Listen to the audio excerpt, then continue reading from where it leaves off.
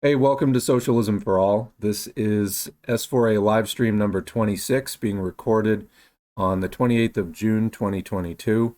Welcome to everybody who is live in the chat room on Twitch. We are streaming this at Twitch slash Socialism S4A if anybody wants to go and follow there. This is the infrastructure that I use for the live streams here at Socialism for All, and then they get posted over onto the YouTube channel, which is the main account for this channel. We also post things at soundcloud.com/socialism for all, and the Twitter is twitter.com/socialism S4A. If you want to follow on Twitter, there's a lot that goes on there day to day that doesn't necessarily make it over to the channel, but some of it, is important. Lastly, I want to mention patreon.com/socialism for all. On the screen are the names of the current patrons, people who've been supporting for a year or longer. Their names are in yellow. Thanks to everybody who's been supporting this channel. It's allowed me to really develop it, spend a lot more time on it than I would have been able to do without this support. So, I appreciate it a lot. Anybody who would like to support, again, patreon.com/socialism for all. You can sign up for $2 a month or more, whatever you see fit. It doesn't have to be recurring. You can just sign up and cancel, although having the recurring support is really helpful and encouraging for me to just be able to plan to do this on a regular basis month to month. Tried to put my chin in my palm and I started lisping. Anyway, where was I? Tell you that thing like that can throw you way off. But no, the patron support is super useful from month to month. Like I said, just I know that I can spend a certain amount of time on this channel without financial concerns unduly getting in the way. So I do really appreciate that. Also, after the content is created and uploaded, engagement counts, like it, share it, subscribe it. Really, the channel has been growing steadily, and we've been able to get a lot of content up there, which just helps with views and growth and YouTube promoting it. But your active engagement really does help. Share it with friends, etc. We're coming up on 10,000, so we're at like 8,350 right now subscribers. That's pretty good growth. So all right. Thanks again to the patrons. Let's go back to the main screen. So, people in the chat, I was just talking with what we want to do in today's show. I don't know actually necessarily that I really wanted to do a live stream today, but I did feel like I wanted to check back in with everybody before just, going back to the audiobooks and stuff like that, because I have some audiobooks picked out. There is kind of a little mini series of 5 or 6 things about interactions and dynamics within socialist parties. And, that's important. But, in the face of urgent current events, I think it would be sending the wrong message not to at least weigh in on this stuff again before jumping back. There is training day, and then there is when you're actually called to action. Right now is a time for action, and I don't want to give people the wrong impression. Really, if there's one message that I could just say over and over and over again, it is get organized, because the reason Roe v. Wade got overturned is the right has been organizing for decades. They have a lot of money behind them, of course. That's the nature of capitalism. They have a lot of resources, which we built. Capitalism is based on the exploitation of the working class for a surplus value, which they then keep and use against us, trying to solidify their rule as capitalists under capitalism. We have the numbers, though, if not the wealth, and that's what makes the working class great, is our numbers. But we have to get organized because, even billions of isolated individuals can't really do much intelligent. We need to organize, plan, make strategic actions tied with transformational demands, which can effect some reform in the short term, but ultimately we want to put pressure on the system to basically cause it to break down.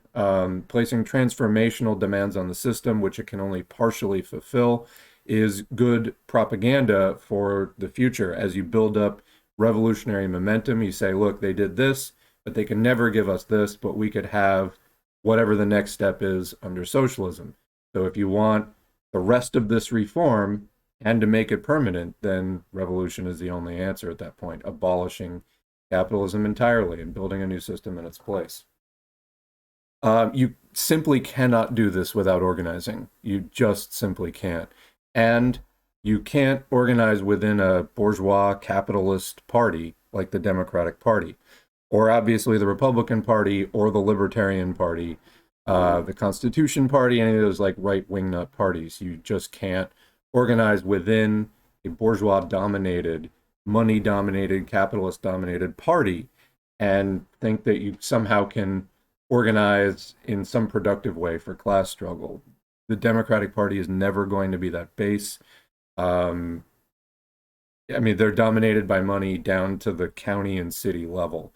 So the Green Party is your minimum start point. There are many other left parties and organizations as well. I think ultimately it's going to take a coalition of anti-capitalist parties, groups, organizations coming together to actually, call it the left coalition. I can see that on a ballot line. I can see that on banners. I can see that being tied in with all sorts of community advocacy efforts. Just call it left coalition. Everyone will know what that means. But anyway, it has to happen. The various groups need to come together and not get caught up in individualist, oh, this party doesn't do every single position that I want it to. And therefore, I reject it and we're going to splinter off and this and that. That's for Trotskyists. Don't do that. That really is poison to the left. And it's not just Trotskyists, although they're kind of famous for it.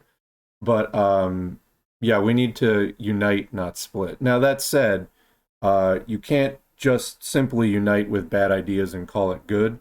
You have to continuously engage in ideological struggle.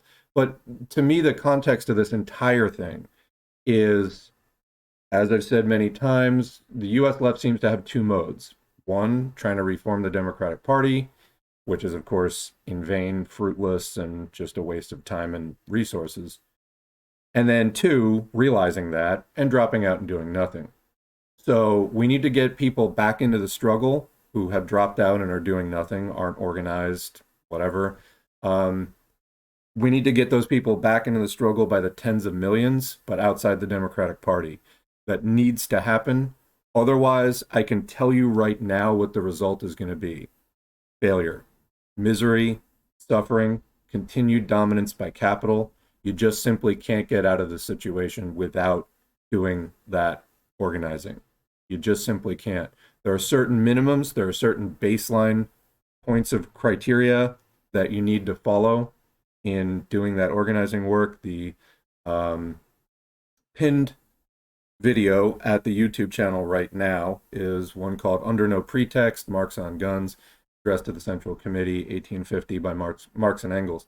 In that, they talk about back in the day, when the revolutions of 1848 were happening and the capitalists were basically completing their capitalist revolutions around 1850. Marx and Engels, through the Communist League, were giving advice to the proletarian parties, class-conscious people at that time, of what to do. And they were saying, don't buy into the capitalist government, organize separately, and make it as difficult as possible for the new capitalist governments to function effectively. Sabotage them, trip them up, form a parallel workers system, and then, pick your day as soon as you're strong enough.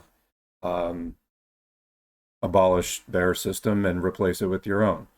So that's been true this entire time. That's how successful revolutions have worked. That's how capitalism has been abolished and how socialists actually have taken power in society.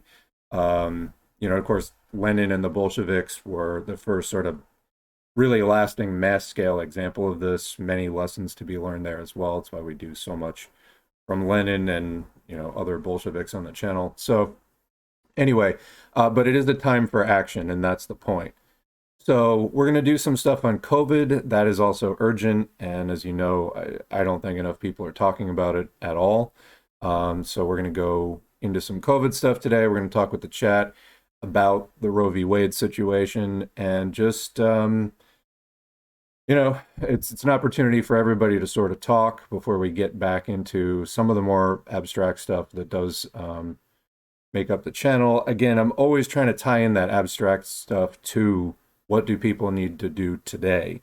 And again, if you're not already in a party, even if they're not even organized locally in your area, join the national, and then, let the national, whatever party or organization it is, know that you're interested when more people are become members in your area, that you'd like to help, set up a local chapter in your area, whatever it is.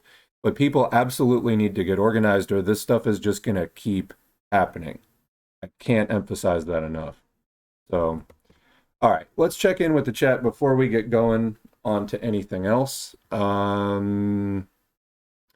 Yeah, because I would do a COVID update right now, but I actually have a COVID article I want to get into, and it's not just a baseline check-in. So let's do the chat. All right. Oh, we got 34 people in the chat. That's good. 36, depending on which counter is correct. So, all right. Somebody says, I think it's fair to say it's been a bit of a week in politics. Yeah, it's been enormously stressful. The impact of repealing abortion rights in majority of the US states is devastating. And there's so many things underpinning it. See, like on Twitter recently, the conservative couples coming out with the signs, taking pictures of themselves, "We will adopt your baby." No, you fucking won't. There's over 400,000 kids in the horrible foster care system aren't being adopted. It's not just because of oh, it's overly restrictive. Yes, you do have to pay money. I mean, there's all kinds of problems with the adoption system, but you don't see them really calling for humane reforms to that. It's just pressure on people not to abort. I've seen people talking about their experiences with the crisis pregnancy centers, and it's all this pressure to have the baby and then give it to some other couple, whoever that's going to be, or whoever's adopting. And people talking about that experience, how there was overwhelmingly pressure not to abort, and also not for the person to be able to hang on to their baby and take care of it. Conservatives just keep slashing all of the social welfare programs, etc. Not that that's really a solution, but it would be at least less hypocritical to say, look, we want you to be able to take care of your baby. Now, bottom line, we don't need people being born that the parents don't want to have a baby. That's the basic issue here, and everything else is significantly down in importance from that. Bottom line is, abortion is a human right. It's healthcare, and that's a choice that in a modern society that is democratic in the sense of the people who live in the society actually govern themselves, etc. Which, of course, we know capitalism is, a false promise of democracy. But that's what we're striving towards, is a society where people actually don't abide by superstitions or just are ruled by their social betters or the wealthy or whatever, but people control our own lives. Workers' democracy. Now, you do have to get rid of capitalism to truly have that. Again, the organizing I was talking about, stressing before.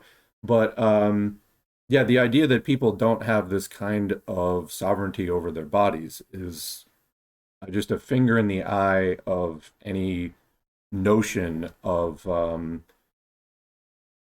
political control in many ways does start with control of your body, with your labor, the products of your labor, and on from there. So that's the fundamental point. You do see some reactionaries who are, anti-choice, anti-abortion. They're like, oh, but it's okay because, there will be a social welfare safety net and you'll be able to pay for the baby. Yeah, but the point is they didn't want a baby. So that's the fundamental point. That comes before everything else. That's not a right that anybody should be deprived of. So as far as, in before the people, this isn't a working class issue. Roughly half of the working class has a uterus. So yeah, this is definitely a working class issue. All right. That stuff, I'm sorry, just doesn't fly even for a moment. So yeah, somebody came in and is trying to plug Jimmy Dore's content. So I've done a number of videos against Jimmy Dore. I did listen to Jimmy Dore for a while, back in like 2015, 2016. Was a reasonable progressive voice. I was to the left of him, but listened to, plugging Bernie, anti-Trump, stuff like that. After he left TYT, he started flirting with the right-wing populist scene because he wanted to keep that subscriber count up. And guess what? It's harder to grift as an actual socialist. He's a grifter and a joke. Not really a comedian, he's a walking joke.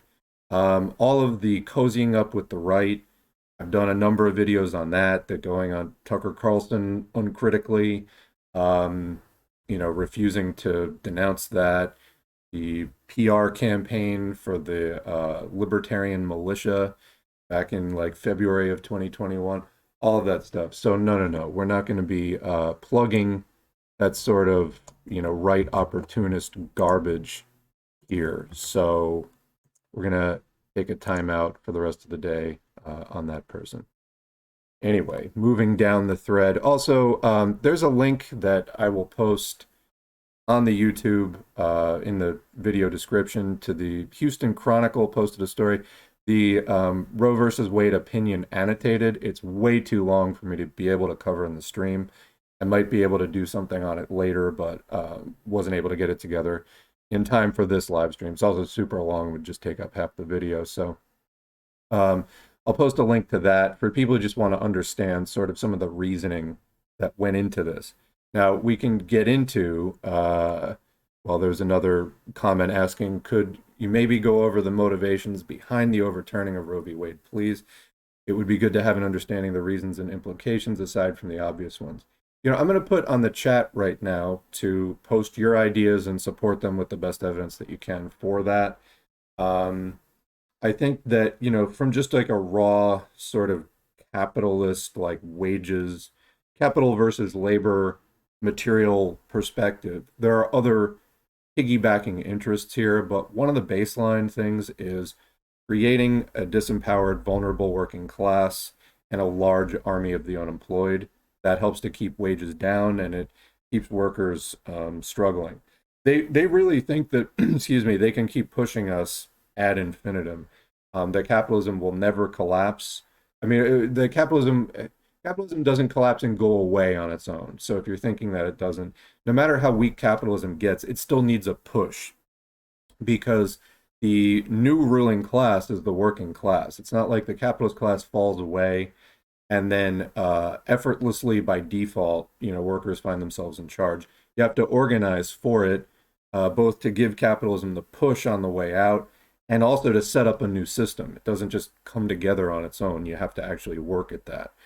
So, understand, no matter how bad capitalism gets, it does not just collapse and do away with itself on its own. It, no matter how weak it gets, organized workers still have to actively abolish it and then start building socialism in its place. But as far as conditions under capitalism now, well, actually, I posted on the YouTube community tab something that I think sums it up in brief, which is, if it would ever load, I'll read it to you verbatim. Here we go. All right. Put this up over the weekend. So realize right now that as a working person in the USA, you have two choices. One, help build a mass left party or coalition of left parties, start to fight the Dems, GOP, libertarians, and the 1% that's behind them all, etc.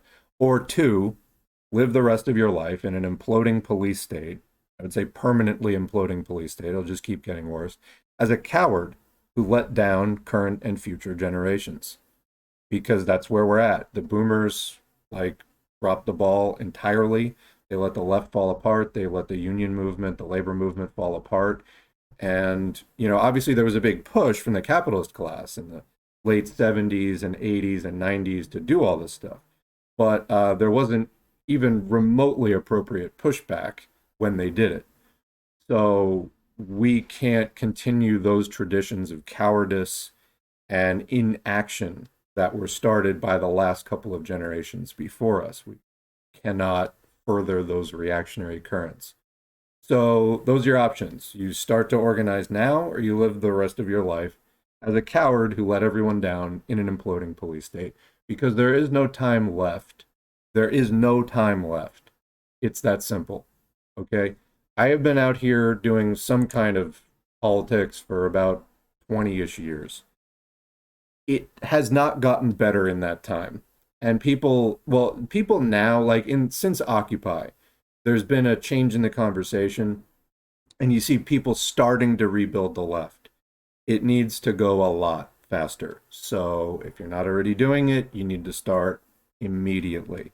Now, I run this channel to try to contribute to baseline education, and this channel has grown a lot. I think that we're doing decent education work and agitation based on the feedback that I'm getting. So, I hope that this, like other similar channels, continues to be a good resource for people. But if you don't organize, it's literally for nothing. Understand that. You can't just listen to a book and everything just snaps into place in society. The book, let's talk for a second about the relationship of material life and ideology.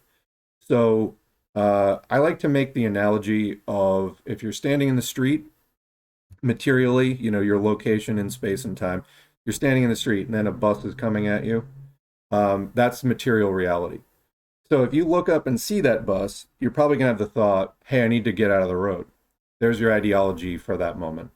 So if you become conscious of that and get out of the way, you jump up on the sidewalk, the curb, whatever, and then you don't get hit by the bus and you're okay.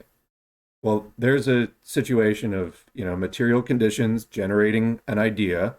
Then you acting on the idea changes your material situation, your location in relation to the road and the bus, and then you don't get hit by the bus. So working people have a certain orientation to capitalism. We're exploited by it. Our relationship with the means of production, which is all the workplaces, every single place of employment that there is and all the raw materials that's used in it, etc. We have a certain relationship with those, and capitalists have a certain relationship with those.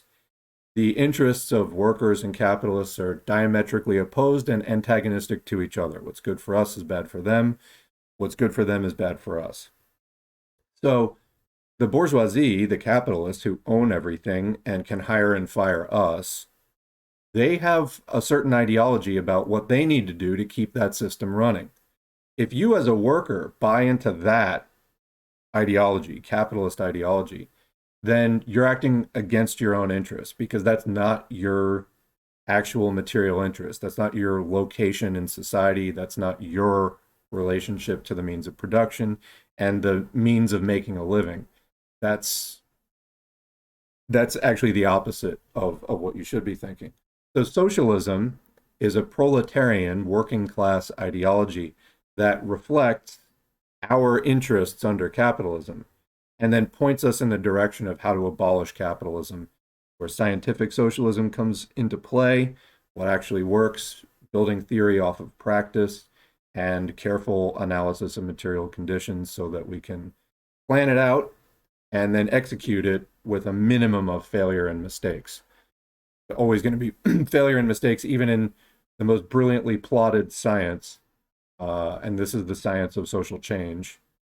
But you want to keep it to a minimum and not just stab in the dark based off of vibes and ideas, like random ideas. You need it to come from what's actually happening in the world. So that's where we're at. Anyway, let's just go back to the chat, because that was a long train of thought, and I could probably keep going on that. The point is, get organized, because we're doing this educational work to try to get the right ideology going in people's heads. But if you don't act on it, then you're not acting on it. That's the point of ideology.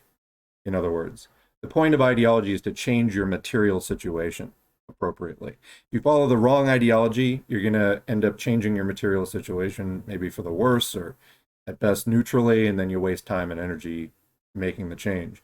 But The idea is to get the right ideology and then act on it.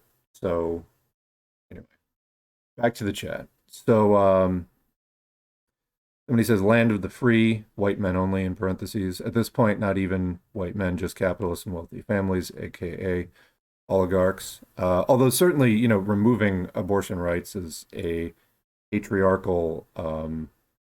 There's really nothing in this for. No, it's just the whole situation. I'm honestly just beside myself. Like I was saying, I didn't necessarily want to do a live stream today, but this is something that people do need to weigh in on. I'm beside myself. I don't know what to say. Why have we not gotten organized? People have been dicking around for the longest time. I've been, part of different organizing efforts. I can tell you, just in many places, people not getting interested. And here we are. It's just going to keep getting worse. It's just going to keep getting worse. That's all I can really say. Get organized now. I mean, you'll thank yourself later for getting organized. But it just has to happen. Let's see. The more the US cracks down on its own working class, the more heavily it will also crack down on the rest of the world. People outside of the US can't ignore its internal politics. I wish that the US was, quote, just another country, but it isn't. That's correct. It has enormous influence. Many other countries are directly under its political sway. And what happens here does affect a lot of other places. The US is dog shit unless you're a millionaire. And that's the bottom line.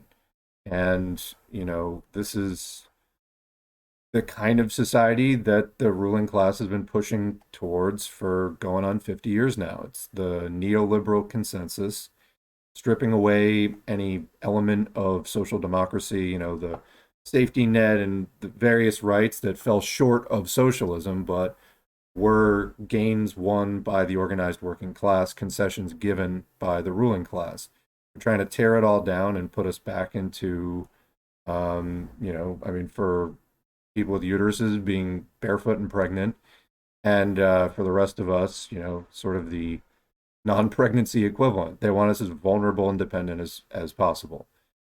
And we're headed straight towards that right now. It's not a good thing. And okay, Democrats. I mentioned that the Democratic Party is a complete dead end. I have a visual for that. And I've been telling people your minimum here, your minimum is Green Party. There are other left groups as well. I've thankfully not been getting as much pushback on that. People just need to fucking get out there. You got some better idea, then go for it. But people need to get back out there and figure out what works in a hurry. Just sitting around and not trying anything is not getting us anywhere. So, anyway, Democratic Party, graveyard of movements. That is what it is. You get involved with the Democratic Party, it just takes you down. That's what it's designed to do. It's designed to block the left and, that ratchet effect, move to the right, prevent movement back to the left.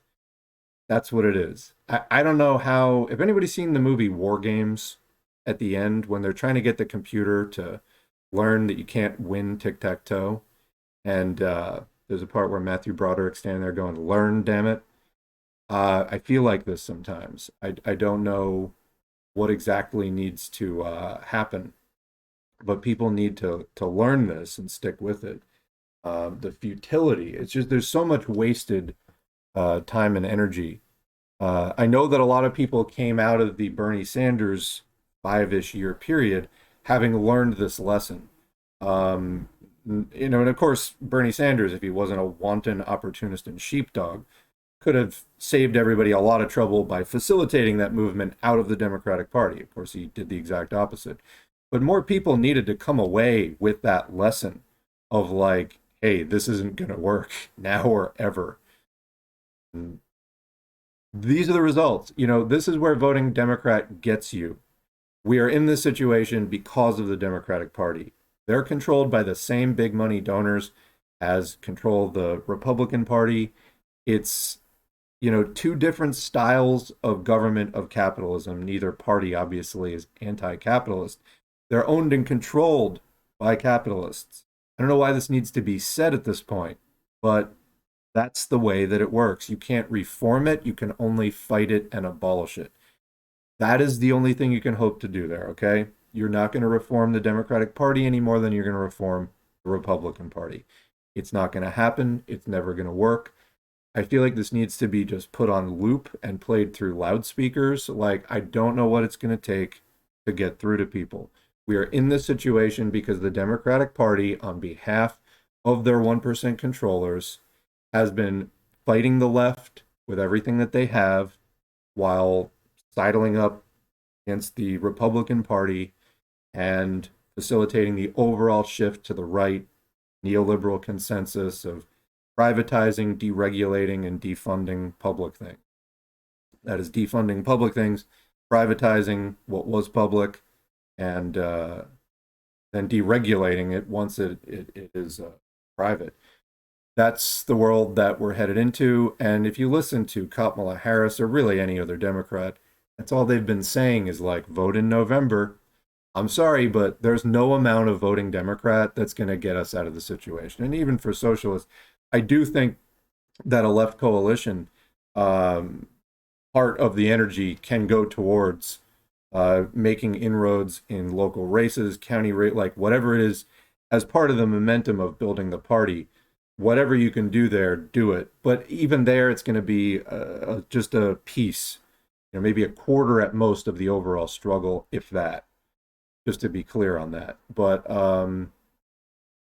we're here because of the Democrats in large part. They pretend that they're the opposition party. They're not opposition at all. In fact, the only thing that they're really opposed to is the left. And I've said this before, but why is that? Well, the 1% want, which funds both Democrats and Republicans, they want the political struggle, the focus of political discourse to stay between the Democrats and Republicans. The Democrats could ally with the left and enact a broad, slate of popular reforms and crush the Republican Party, just sweep them into the dustbin of history, and they would never be heard from again. But what would happen after that? Then the Democrats have to contend with the left, and that's where the locus shifts to. And the 1% doesn't want that, because then they'd actually be in danger of losing control of society and losing capitalism. So they keep this dog and pony show going between the Democrats and Republicans. You're not going to reform that. It's out of your hands. What you can do, though, is build something apart from it and fight it. That is much harder for them to control. You set the rules of no corporate money and etc. They can always send spies into the workers' movement. Of course, they're going to do that. But if you set it up where they're not owned the way that the Democratic Party is from the start, that's, again, the bare minimum. The bare minimum. I don't know. But, I think that people are starting to get this more, but yet they haven't necessarily taken the next step of getting organized.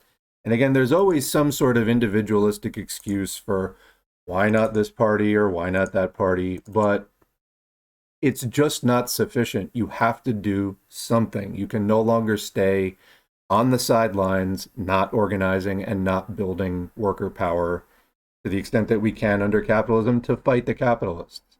You just can't do that. Another example. Here's Nancy Pelosi. I just thought of this last night. I was talking about some, just the last couple of years, and this popped into my head. So does anyone remember about 2 years ago, just under 2 years ago, late July, when the pandemic aid, the emergency unemployment benefits, they're giving people like $600 a week. When that was set to run out at the end of July, and it did run out, and the top Democrats were saying, oh no, we'd love to approve the current measure that is up for renewal, but the Republicans put in there this provision that corporations can't be held legally liable if people get COVID in their business. Now, with the benefit of 2 years of hindsight, thinking back on this, And I mean, this was bullshit. You know, if you want the conclusion, this was utter bullshit the entire time. But the fact that they had people believing that this was about some sort of principled opposition to, like, no, no, no, no, we're going to starve you all from August through December, and then when Biden, half of January, and then when Biden gets in, then we'll control things and we'll put a better benefits bill in.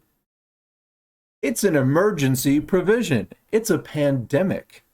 People need that money immediately. People, it was 2020, late summer. People needed that money because everything was still in chaos at that point economically. People needed the money to live. It was emergency money. And they're like, no, no, no, no. The other thing was like they wanted to make people mad and then try to direct that at Trump somehow. Except most people figured out that was actually the Democrats blocking this measure. Now, the Republicans, of course, you know, putting in the sleazy thing of like, yeah, we'll fund you, but also like corporations have to be completely off the hook. Well, turns out, you know, was this ever a concern in the first place? I did do a follow-up search on this. There's like a few stories here and there of people attempting to sue a corporation or otherwise hold them legally liable for, you know, people getting COVID, whether they're customers or workers, whatever. But it's not a mass phenomenon in the slightest. There's a few scattered articles about it. So the idea that the Democrats were going to be leading, you know, or at least protecting some big effort to hold corporations accountable for, you know, getting people sick with COVID. What did Biden do when he got in? 4 months in, they did mask or vax. That demolished the pandemic response. I mean, utterly crushed it. So this is the kind of shit that they have people believe that, oh, no, no, no, you know, we got to starve you now. But when we get in, we'll fix everything and it'll be fine. And oh, those scary Republicans. I mean, we're over a year into Biden's presidency and things are worse than ever. So if people aren't willing to admit what a con all this is at this point, I really don't know what to tell you. There is a lot of just sort of desperate, you know, cognitive dissonance and just delusion. People are just not thinking clearly about a lot of this stuff. I don't know what else it's going to take at this point. You know, I personally, I didn't have a lot of trouble seeing this kind of thing. I can't relate that well in many cases to people who have this like huge amount of trouble with it. Here's another example. Here's Joe Biden. Joe Biden disapproved of the 1973 Roe v. Wade ruling and said women did not have, quote, the sole right to say what should happen to their bodies. I don't like the Supreme Court decision on abortion, he told the Washingtonian in 1974. I don't think that a woman has the sole right to say what should happen to her body. He was one of two Dems supporting an amendment that would allow states to overturn Roe v. Wade. New York Times Archives 1982. We've shown that article in previous live streams. So this is the guy that the Democrats put up at a time of massive clamor for social change, defund the police, abolish the police, wherever you fall on that spectrum. You know, we need to be making demands like abolish the Supreme Court, abolish the Senate, abolish the police, like any of these anti-democratic institutions. We need to pave the way for the dismantling of capitalism as rapidly as possible and a social revolution to complete that process. But again, if this isn't done in an organized way, tied in with strategic planned actions, then it's, you know, protests are just blowing off steam. You know, it's just posting hashtag general strike. That those are just words on a screen. You need to tie this in with strategic demands made by large coalitions of people who are willing and ready to act in support of those demands. So again, get organized or none of it means anything. Anyway, you know, this is the Democratic Party. This is what we're up against. Too many people are still under the illusion that this is somehow reformable. I think that the Bernie Sanders moment should prove to everyone once and for all that that is absolutely not the case. But there are way too, I mean, tens of millions of stragglers. I don't know. All right, continuing with the chat. Not to get too personal, but my father got fired from his job for a minor, insignificant reason. This is why you need to organize and have a union at the minimum, as the capitalists have little pity for working people. Absolutely. I'm sorry for what happened to your father. I hope that, he's able to avoid the worst outcomes of this, but that is, you're right. You're right. Your comment is correct. Um,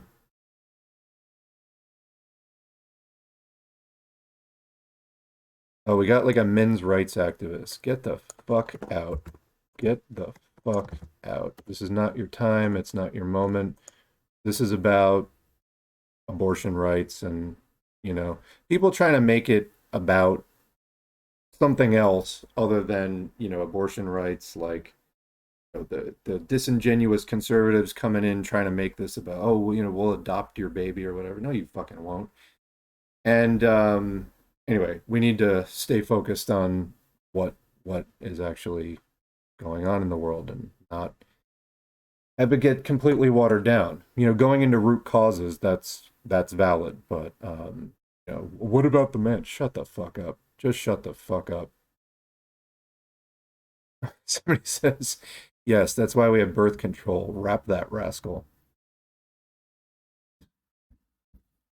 Also, abortion isn't just about not wanting to be a mother, correct? It is about family planning, planned pregnancy. Somebody may want to be a parent, but not right then.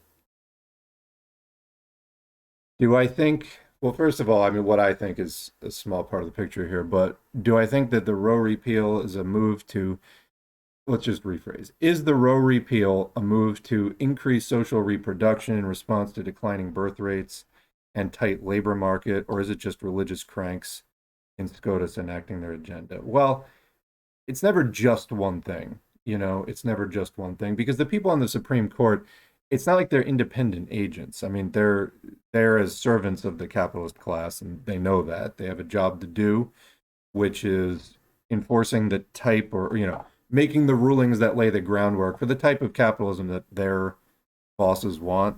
That's what this is about.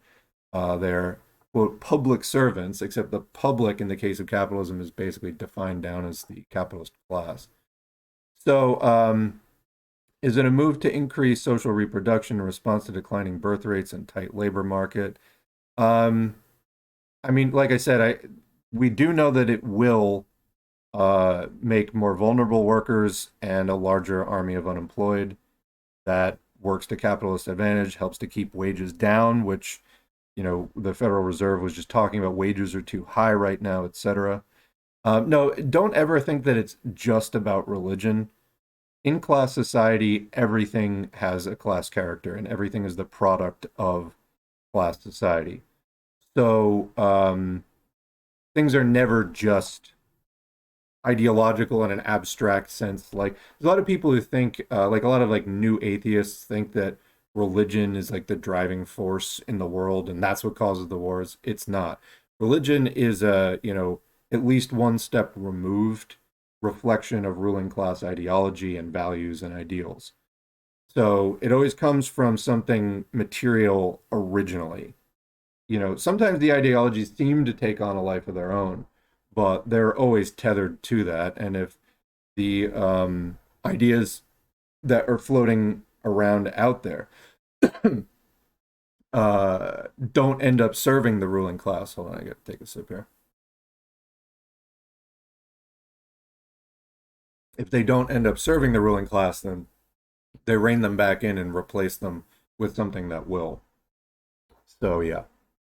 Next comment. Abortion legality generally has little impact on abortion rates. It's more, yeah. So that's another thing to keep in mind, that making abortion illegal doesn't reduce the amount of abortions being performed. It makes them less safe. So it's more about attacking working class women than population growth. You may be right about that. So yeah, as far as it creating more people, I could see a lot of people giving up and having the baby because what can we say? I think that it will have a chilling effect on women, in some places even considering it. But yeah, that's a good point, and thank you for the reminder on that. Uh, Again, having a more vulnerable working class is what, which you look at the situation that we're in now, we have the smallest labor movement that we've had in 50 or 60 years, and it's just starting to come back from the absolute bottom. Even that is too much for the capitalists in the US. So, um, I think that there are bigger problems on the horizon for capitalism as a system right now, and they're throwing everything that they can in what they think is a moment of weakness for the working class to try to solidify the harshest and they think most durable version of the system that they can do as cheaply as possible. So anyway, good point, Charmander. Um, Capitalism won't collapse. It's a paradox. It's stable in its instability. I mean, it's stable insofar as the capitalists have a tight grip on power. It's, but it does collapse regularly, just never completely. It's stable in its instability, I think is, I wouldn't quite put it that way. I mean, it's an unstable system for sure, and it can be overthrown. So I don't know how stable you want to call that exactly, but I mean, its instability isn't a strength of the system. I guess that's the idea that I would push back on there. But speaking of Door and TYT, have I had any time to see the Jacobin video on the homeless question? I felt like Anna Kasparian and her co-host. Well, first of all, no, I have not. Her co-host played into a number of reactionary talking points. No, no, I don't believe it. Anna Kasparian played into reactionary talking points in defending the use of so-called tiny home villages as an active solution. Yeah, so we currently have enough housing to house the homeless. The problem is the permission to use the housing. That's the problem. So I've done a couple of videos on the channel about the US housing crisis. There's a playlist, US housing crisis for socialists. Um, the homeless problem, the problem of people being homeless is a problem of people not being allowed to access housing. So we already had a situation where the prices were like houses are way overvalued. And this extends into the rental market as well. The prices are way too high. And then on top of that, now, and I may do more of a video on this later, but there was a say Wall Street Journal article about how the Fed raising interest rates is pushing up mortgage rates from average of about 3% to 6%. So basically, you have a house that under saner times would be valued at like $100,000 that you're now going to pay $250,000 or $300,000 on just because the prices are insane. Then how are you going to fund that purchase of this vastly, overvalued item? You're going to get a mortgage, which now is at 6%, and you're going to wind up paying hundreds of thousands of dollars more for that mortgage because just the mortgage itself, the interest is so expensive. So that's where we're in now. Yeah, tiny houses. I remember when this started in like the late 2000s as like this sort of minimalist fad. I saw where that was going immediately. This was before the austerity thing was even happening. It was like, oh, look, they're trying to make like living in tight, cramped quarters that where you don't have enough space to like live decently. They're trying to make it like trendy and fashionable. So, all right. Oops. Douchebag in the comments. There we go. Anyway, yeah. That's not the solution that we need. If we just gave people houses, there are already enough houses. If we built more houses, even more so. So there's that. And then there's public housing, which has been illegal to build new public housing stock since the late 90s until very recently. So for about the last 20, 25 years, building more public housing was illegal. Um, Credit to AOC, that's one of the only things that I know of that, and again, it's not like it was just one of the barriers was removed. It's not like the problem was solved. But that's how far right the United States is. It's like been illegal to build public housing. So, did we see that 50 people died in Texas from lack of air conditioning? Climate crisis is getting real here in the southern US.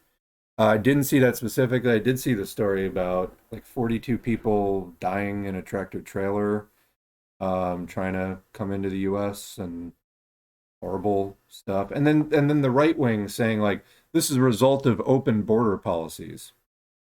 Um, if there were open border policies, why did they feel the need to sneak in like an unventilated truck? But okay, sure. Um, how people buy into this at this point, I'm not entirely sure, but yeah. Anyway, as far as the climate crisis, look at some of the temperatures happening in Iran, India, Pakistan. Um, there are places hitting 140 degrees and higher. I think not real, populated areas as far as like humans go, but I think that'll cook your brain in your head. But that's now happening. I think there was something else. There was a French meteorologist who a couple of years ago did a mock weather report that was supposed to be from 2050 with all these high temperatures in France that they don't normally get. And then like 2 weeks ago, they had like those exact temperatures. So the climate emergency seems to be happening a lot faster than you know even predicted. Again, get organized because that's going to go in one direction and one direction only if you don't.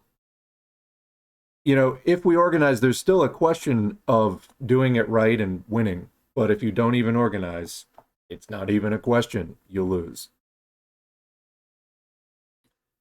So yeah. Um,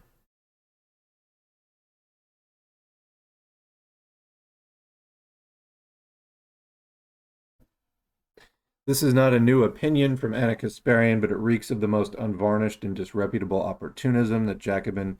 I mean, I think they kind of have a reputation for that, though. Gave space to such Philistine attitudes to the quote unwashed sections of the masses. Yeah, every time I see Jacobin, it's something not very good like that. So,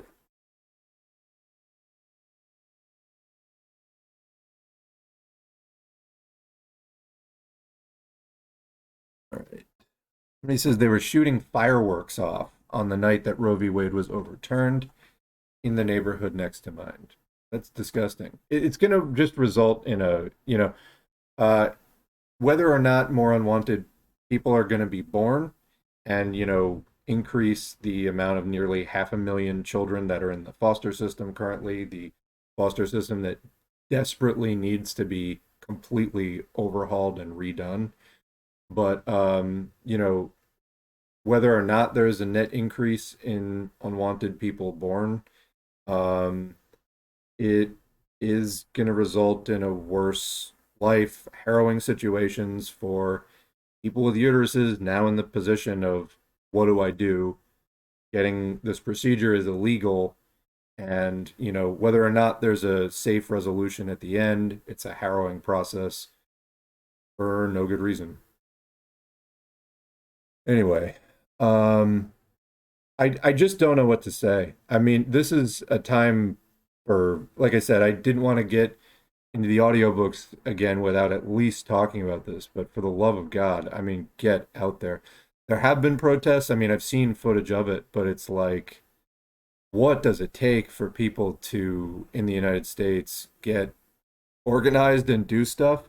I've been wondering this for about 20 years is like, why are people just rolling over and taking it? Um, I've been ready for a while. Let's just put it that way. US impacts a lot of other countries just by its cultural hegemony. I've seen a lot of debate about abortion here in Sweden. Yeah, of course. I mean, it carries the news, and then, the right wing tries to get a foothold on it, of course, just because of the Roe v. Wade decision. So, yeah, I mean, it becomes international news, and then everybody's like, should we do that here? If it happens in like Paraguay, it doesn't make the same kind of like international, worldwide, global ripples necessarily. But the US, everybody hears about it. Yeah. This is very important, just like how the US birthed the global war on drugs. Yeah.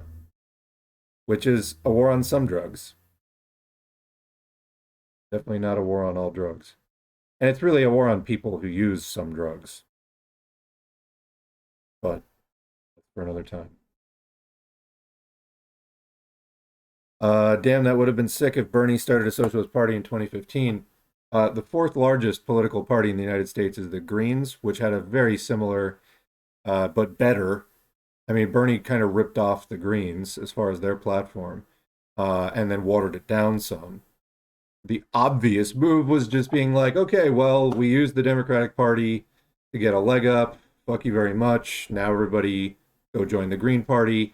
And then suddenly you have tens of millions of people flooding into that party. And then in the 2018 midterms, amid all the other organizing that could have been possible, you start to make some kind of inroads. People want to join in things that are winning. People don't just fight for ideas, people want solutions. And, people want to join stuff that they think has a chance of actually helping them. Now, when you have Bernie there filling stadiums and rallying millions of people, tens of millions of people, okay, that's a movement. It starts to snowball, people get interested. Then he feeds it into the Democratic Party. You know that the Democratic Party is a graveyard of movements. So, yeah, he didn't do that. Or he could have started his own party, although, again, no need. There's already the Green Party that just literally needs to be built up. Didn't do it. It was the obvious move, and he didn't do it. So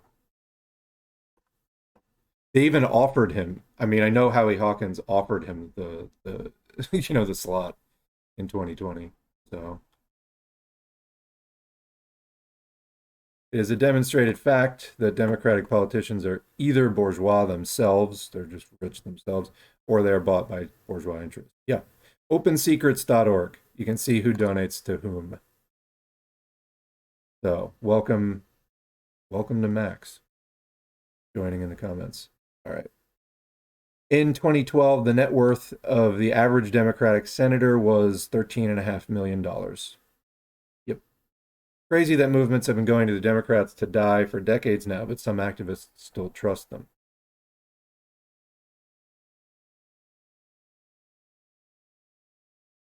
We don't trust Democrats. We just don't have the money to create a third or fourth party. So the third largest political party in the United States is the Libertarians, who are literally worse than either Democrats or Republicans. They're a crypto fascist party that is 100%, they're like neoliberal fanatics. I mean, defund, privatize, deregulate. That is what they are all about. Privatize it. You want to sum up the Libertarian Party platform in 2 words, privatize it. That would pretty much get you 90% of the way towards like understanding the entire Libertarian Party. They're the third largest party, but they're much smaller than either Democrat or Republican. They're just kind of like, anyway. The fourth largest party is the Green Party, and it's there. There's infrastructure in all 50 states. It is the product of the people who get involved with it and the positions that the people who participate in it fight for and decide to work on. So it depends on who is participating in it. It's actually democratic. It's not dominated by capitalists. This is like a foreign concept for a lot of people. But, people say, oh, the Green Party did this. Yeah, as we rebuild the US left, I've been doing my channel for like 2.5 years, and there's a lot of other channels that have just started up in like the last 5 years. We're trying to rebuild the US left now that things have finally gotten bad enough that people are finally listening and finally becoming interested in rebuilding the left. So I would say that the Howie Hawkins 2020 platform, which included things like production for use within ecological limits, was the best platform the Green Party has ever had. That's a result of more socialists getting involved in the party. It is a reflection of the people who get in there. You know, it has a populist wing too that can be fought, just like we fight them in other areas of ideological struggle. It's there. Of course, there's other left parties too, but the fourth largest party in the country is the Greens. It's a left party that basically follows the Bernie rules of like don't take corporate money and stuff like that. If all the people who were interested in the Bernie thing at all, like the, you know, broad slate of transformational demands, literally the Greens were talking about all of that and then some, yet maybe 2% of the people involved in the Bernie thing made it over to the party that was actually, you know, the largest party that was standing for all that same stuff. Why? Is it just cowardice? Is it ignorance? No, everybody knows the Green Party exists because the Democrats never stop complaining about them. They will try. I mean, that was another thing this week with Roe v. Wade. They're trying to blame it on Jill Stein. Newsflash, Jill Stein,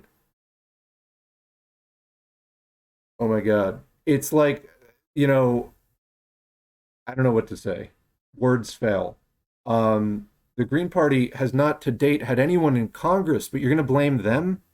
It's just astounding.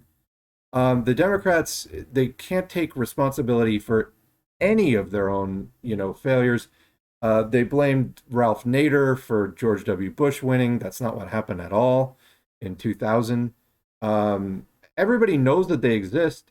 Everyone's afraid to get involved. Oh, I can't build that because reasons. Well, if people can't do that, how do you think the revolution, you think some revolution is going to materialize out of thin air if you can't even build the Green Party? Give up. If that's your position, give up now. Because what are you going to do then? What are you going to do? You won't even do that. That's the minimum start point. That's the baseline minimum start point. You won't even do that. Just be honest. You're not going to do anything then.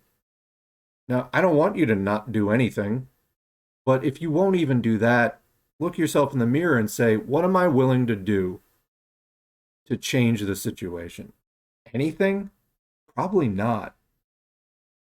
Snap out of it, you know? They've taught you to be afraid and to think that we can't build anything on our own, that everything just gets dropped into our laps and, you know, that it has to come down to us from on high. No, actually, if you believe that, you're never going to build the actual thing that we need. Um, you know, there's the like the off-the-shelf solution that the, you know, some assembly required is staring people straight in the face. They won't pick it up and they won't do it. They're, I don't know, afraid of failing. I don't know what, afraid of being called mean names by the Democrats. I don't know what it is, but this is not a movement that is capable of pulling off a fucking revolution. You need a major attitude shift. I mean, I don't know. I'm going to take a break from it. I'll be back in just 1 minute. We'll continue reading the comments and then we'll go into some COVID stuff.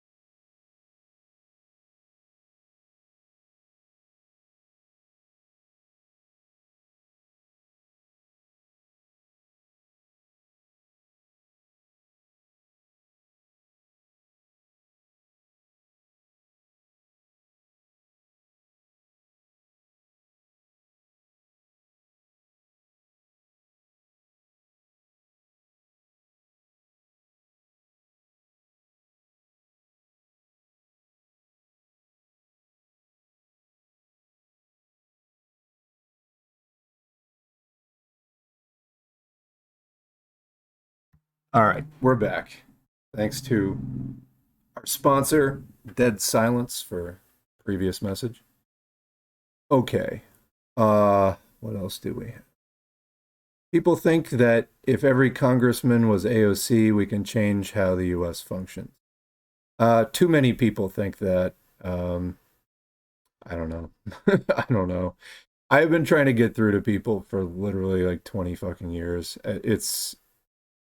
I think the US has a lot of serious problems. That's my conclusion so far. Summer of 2020 wasted potential. So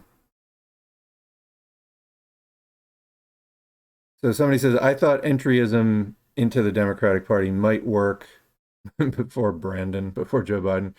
Seeing how Dems are not even interested in preserving their own power. No, but they are preserving their own power. Democrats are they're always going to be part of the landscape. They're always going to be there. Okay? Just like the Washington Generals are always going to be playing against the Globetrotters. Okay? They serve a purpose for the system. It's just like good cop, bad cop. You know, they're a team. You know, the bad cop is there. I don't know. I don't know why do people just not fucking understand any of this? After a certain point, you just have to go. Is there just like a collective death wish that the United States has? Do people want to just see how bad things get? Because that's what's been happening. Do people just want to see how bad it gets? Do people like want, Nazi Germany to come back with much better technology and a much bigger budget and more territory? Because that's what's happening. Is that what people want? Because it seems to me like that's what people want. This is what no vanguard looks like. We're not even close to having an organized vanguard. There's not even a major movement. The vanguard is like the most advanced detachment of the movement. That's, people sometimes are like, oh, why do you promote the Green Party? They're less likely to support Democrats than CPUSA, in some cases at least. No, but mainly, I kid, but only partially. I just want people to get back out there again. There's you can read people Marx and Lenin audiobooks all day long. You can read them Mao, whatever. If people don't recognize the truth of it from their own experience, like if people aren't actively in their own lives working on solutions to the problems that are facing them, and they're not asking roughly these sort of questions about, if they're not questioning capitalism and the current social relations in the first place, if they don't have some basic interest in that, then you can talk to them all day long and they're not going to know what you're talking about. Or even if they generally abstractly know what you're talking about, they're not going to recognize the truth of it. That happens through people getting out there, attempting to struggle, having an interest where they take it upon themselves to attempt some method of struggle. And then it either fails or it succeeds, and then they take the time to stop and reflect on why did it fail or succeed. So it's only at that point that you can really start talking tactics, strategy, history with people. Because if they're not interested in it, they're not going to listen. And even if they do listen, they're not going to act on it. So I just want to see people getting back out there. Like, again, the Bernie Sanders thing, I saw that as a step forward. Because, yeah, he's doing this, like, dubious strategy of trying to gate crash the Democratic Party. I was like, okay, fine, as long as he, he is attracting tens of millions of people to this message, though. And that's good, because I saw interviews with people who were like, I had given up on politics 20 years ago. Bernie brought me back out of the woodwork. Great. We need people by the tens, maybe hundreds of millions to get back involved in the struggle against capitalism rather than just hiding out and like tweeting about it or whatever, if even that. We need people to get back out there and trying to figure out what works and what doesn't work. And I do have a great amount of confidence in people to be able to do that. Not that we have to reinvent the wheel. That's where the vanguard comes back and says, here's what has worked historically, just as we're doing now, at S4A, at other similar channels that are trying to promote education about what works, and what the history says. Um, so yeah, I mean, I'm going to keep doing what I'm doing, obviously, but people need to be trying in order for any of this to land with anyone, you know? If people just go like socialism, whatever, and they accept their slavery, then you can't really do much for people like that. I mean, you can keep trying to agitate, but until they internally say, you know what, you're right, this is a problem. Until they at least get to that point, then, the rest of it is just going. It's not that it's going over their head, it's just it's not landing anywhere near them. So I just want to see people at this stage and get back out there and attempt something. People will start to see clearly what does and what doesn't work. I think that, this is happening to a certain extent, but way too slowly, like way too slowly. With, Bernie's attempt to take over the Democrats and the squad.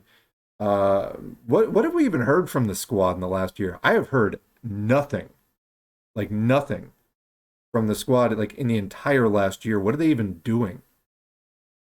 So, I think people have figured out that's not working. A lot of people are making right opportunist errors of populism. And there's so many grifters like Jimmy Dore, we mentioned earlier, leading that charge. That's a problem that we who are actually on the left need to fight against that. And why things like running this channel is important. Getting that baseline education out there and trying to push back on all of that stuff. Once people realize the Democrats aren't their friend, how about not having them go fascist in the wake of that fallout, as too many people already have done. I think a lot of those people will eventually realize that, like, oh, hey, right populism really is just fascism. I figured that out. Nobody told me that. Like, back in the 2000s, trying to do various, kinds of campaigns that were active at the time. There wasn't this sort of conversation that we're having today about the Pat Socks and right populism and all that stuff. That had all collapsed and people were figuring it out again. And there's this huge proliferation of the right pretending to be for social change. Now there is more of an organized force of people who have figured that shit out and have connected it back to, the history of communist struggle, calling it what it is, right opportunism, class collaboration, etc. Like, we're introducing better words into the left vocabulary for all this stuff. But this is kind of new still, but it's happening so slowly that's the part that's killing me personally. Just watching this happen as slowly as it's happening so slowly that at times you can doubt it's happening at all. And it's reassuring to me every time I hear back from somebody who's like, I reached out to this local group, I joined like Freedom Road or PSL or whatever, CPUSA. Like, just knowing people are doing something is good. Although, again, we don't have time for people to make quite so many mistakes. And that whole thing needs to be refined. We're hitting a lot of crises right now. Roe v. Wade was just overturned. That's super fundamental for just people's safety. And that's going to have ripple effects in so many different ways. I mean, I was looking at somebody posting something about one likely outcome of that is that more men are going to murder their pregnant partners, because that is historically a thing that has happened. Because, not wanting the baby is sometimes a big thing, and you don't want to go through the whole will we give it up for adoption thing.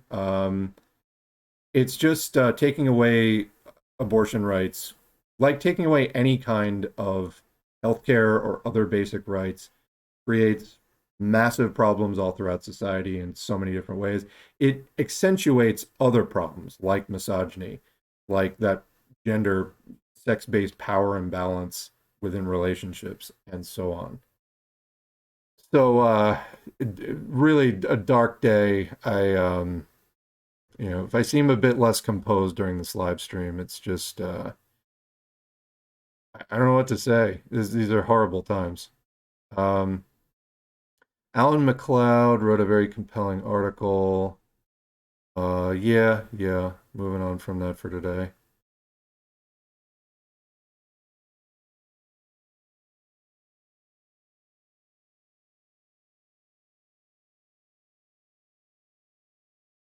A lot of US Americans are just expatriating. Teachers can teach anywhere on earth with the internet now.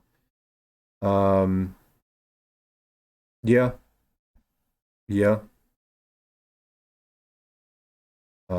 I mean, honestly, with the way that things are going, it's not like it doesn't make sense if you have the means. Most people don't, though.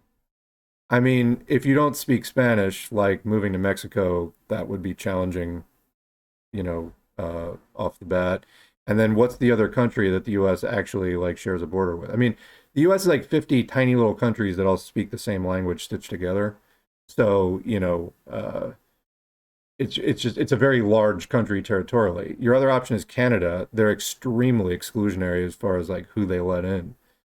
So, I mean, it's difficult. It's difficult to get out of the U.S. There are some places you can go, but you know, did you actually learn the language that is spoken there? Would you be able to integrate easily into that society?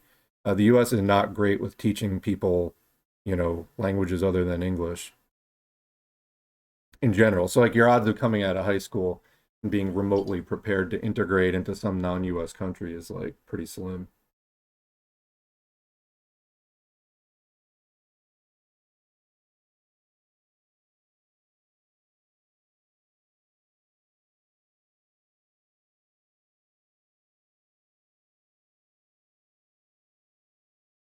People should just leave the US and build a society somewhere else at this point. The problem is the US is going to keep existing and it's going to keep um, antagonizing and oppressing everywhere else on the planet. So, it's like that meme of like, why don't you just leave the US? Well, because I don't want to be a victim of their foreign policy any more than I want to be a victim of their domestic policy.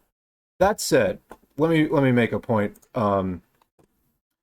for having an organized left.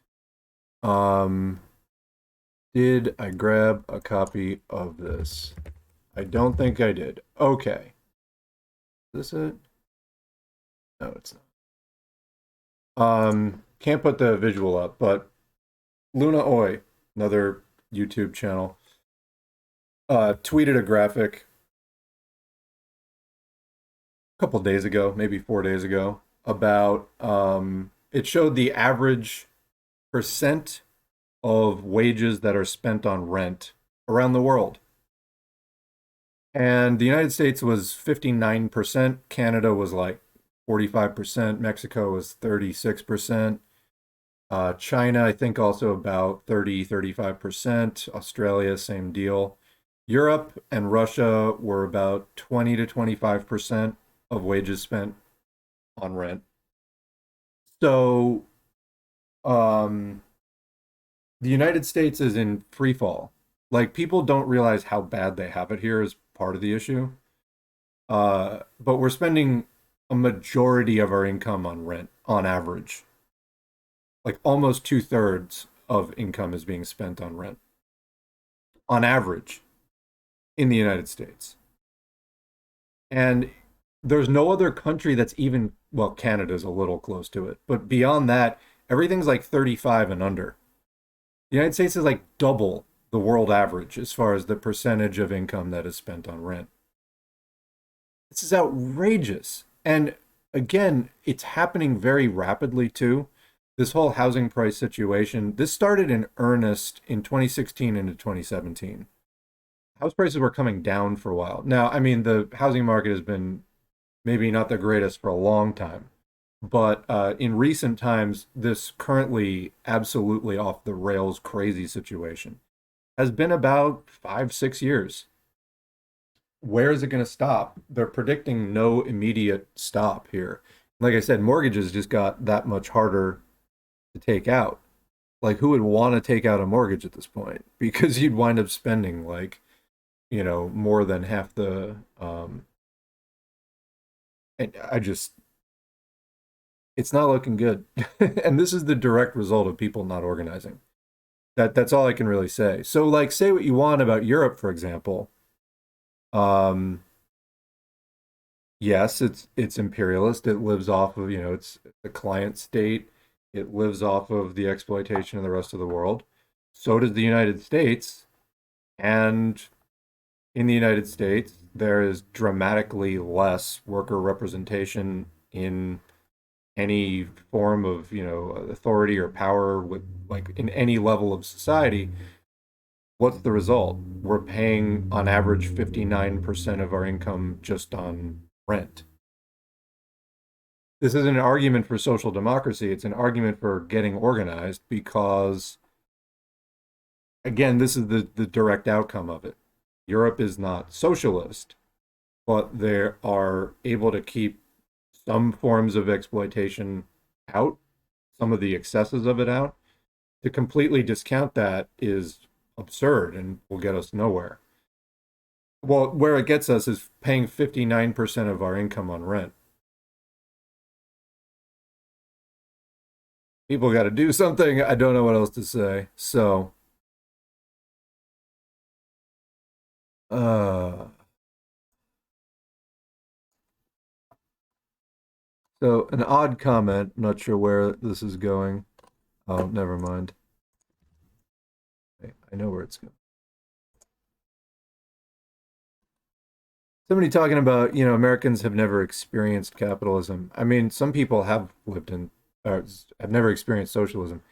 Some people who currently live in the United States, in fact, have lived in socialist countries, but whether or not you have, we have experienced capitalism, and we don't uh, we don't enjoy that.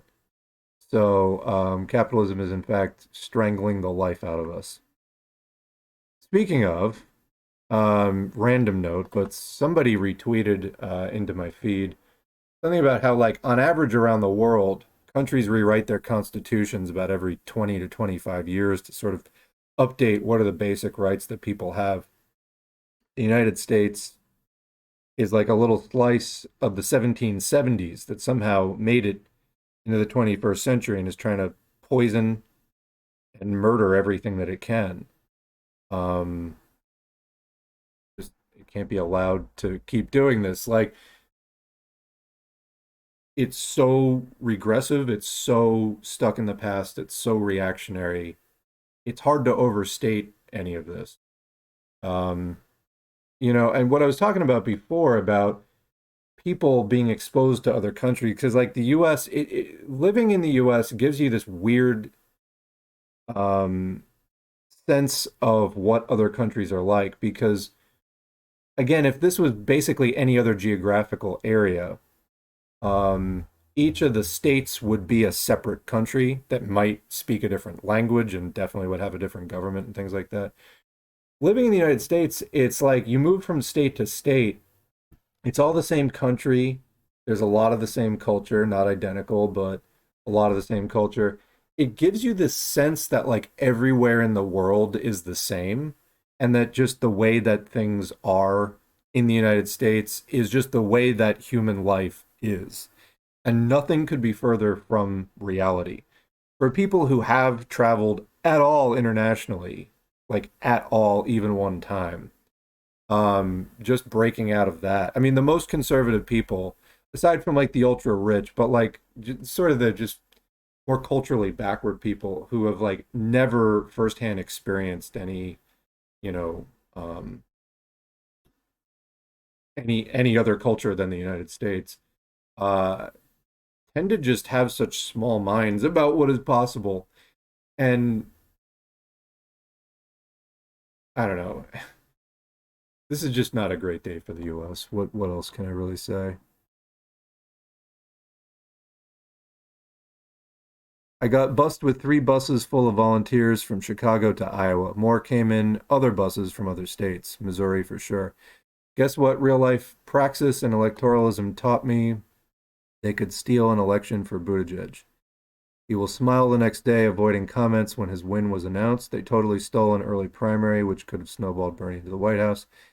Oh, the app that they used. What was that called again? It was something ridiculous. Like even the name was ridiculous. But so anyway, this I didn't catch the intro to this comment, but this is back in the Democratic primaries, 2019 into 2020.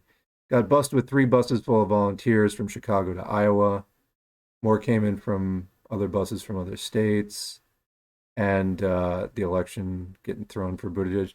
The Shadow app. That's what it was called. The Shadow app. It was some kind of acronym that I don't know. This kind of stuff has been exposed so many times. What is happening to all the people who get it and then don't get organized, don't join the left? And just for the record, I know a lot of the answers to these questions, but it doesn't stop me from being this frustrated about it. If I'm asking a lot of this stuff rhetorically, I'm just frustrated watching things get fucking worse while so many people stand around with their thumbs up their asses. I can't stand it anymore. I really can't stand it. And, if I'm venting, I'm venting. Yeah, I'm sure I can come up with, I could explain a lot of this stuff. That's not really the point. A lot of this is being put out there rhetorically to vent because I'm just so goddamn frustrated.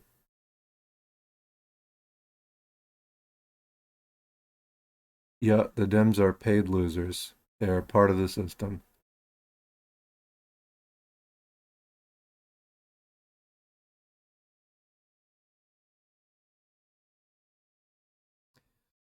A lot of discussion of Richard Wolff going on in the comments.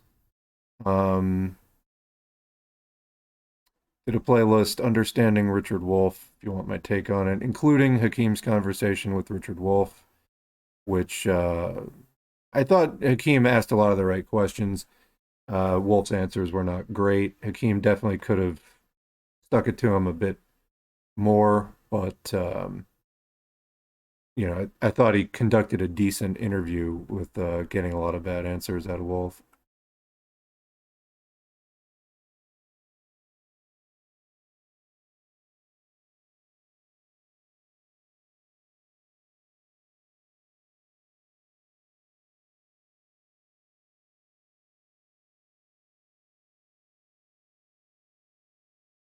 Reading a lot of opinions of Hakeem and Richard Wolff.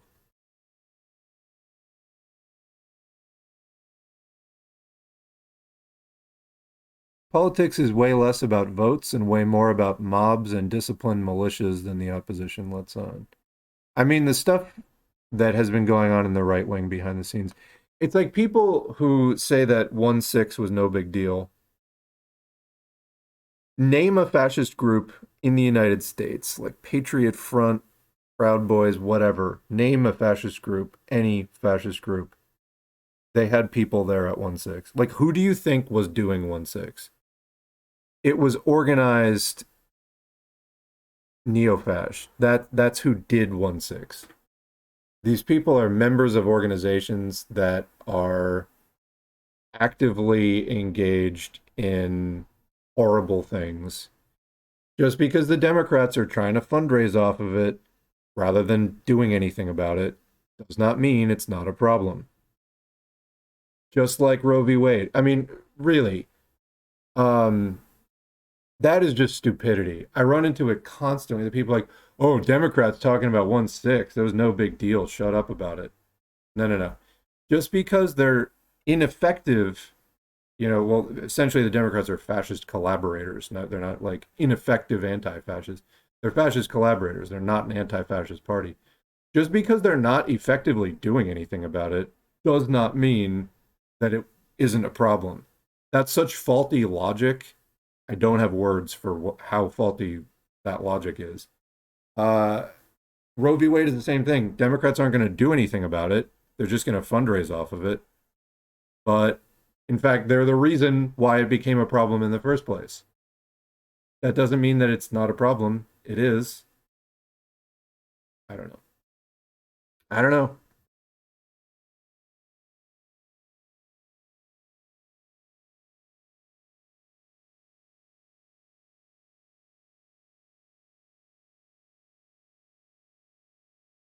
Socialism is possible, and it is incumbent upon us, the revolutionaries, to make it a reality. Yes, absolutely. Absolutely.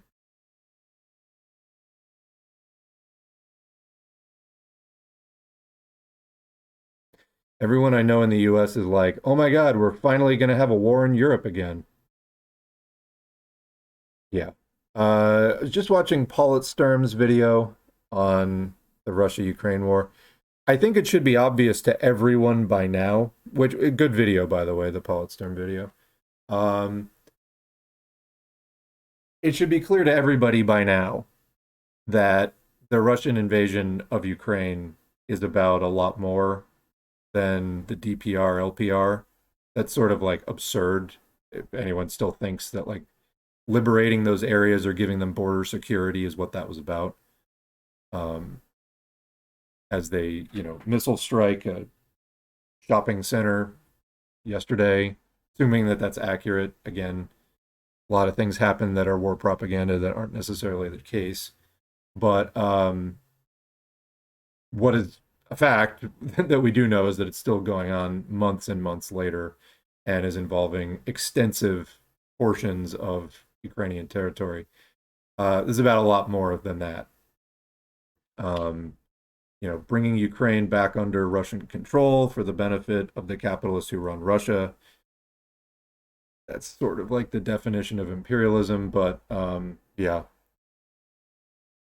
it's not looking good. The amount of overall instability and sudden, quick right-wing change seems to me to be foreshadowing a major, major conflict.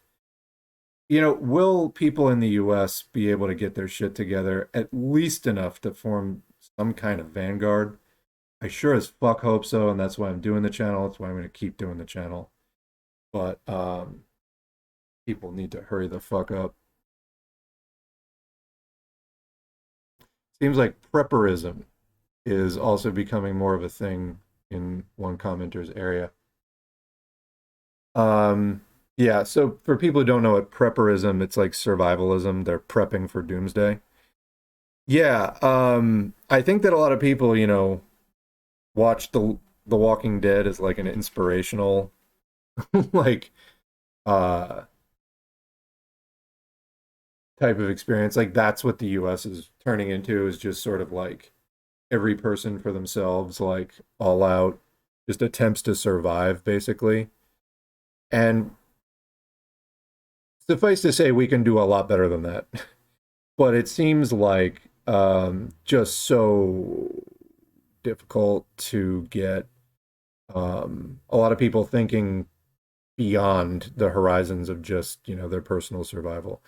And don't get me wrong, there's a lot of opportunities to agitate for this, but there's sort of strong currents in the individualist, survivalist direction for sure.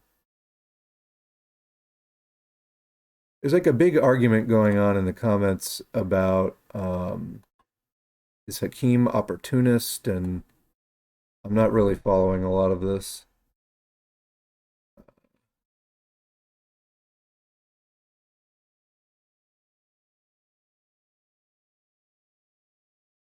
Anyway, continuing with the prepper comment. So it makes me feel like 1-6 and the groups that have been organizing and actively recruiting since then. Yeah, so again, why is this a problem? Because the far right is gaining momentum, because the MAGA movement, it has a name. They all wear the same hat. They believe in the same stupid, simple-minded things, but they all believe in the same things. And it's a movement that people can join really regardless of where they're starting out in terms of their education. In fact, it helps if you don't know anything. And again, there's a uniform, there's certain buzzwords that people can use to just fit right in. and there's no real standard except support the rich people while pretending that you're somehow fighting for yourself. It's thoroughly confused. And, quintessentially fascist movement. Fascism is when capitalism gets into crisis and attempts to co-opt revolutionary energy and radical rhetoric and then spin it into support for the status quo. Actually, somebody pointed out on Twitter, there's an old Dada art piece called Mimicry. There it is, by an artist named Hartfield. And essentially, the thrust of this was how fascism was attempting to take on some of the aesthetics of socialism while just spinning it into support for the status quo. I think what you've got going on under MAGA is absolutely that.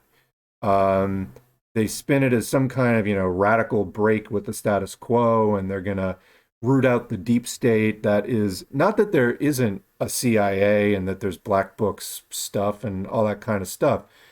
Absolutely there is, covert operations and all that stuff. But that's not what fascists talk about with the deep state.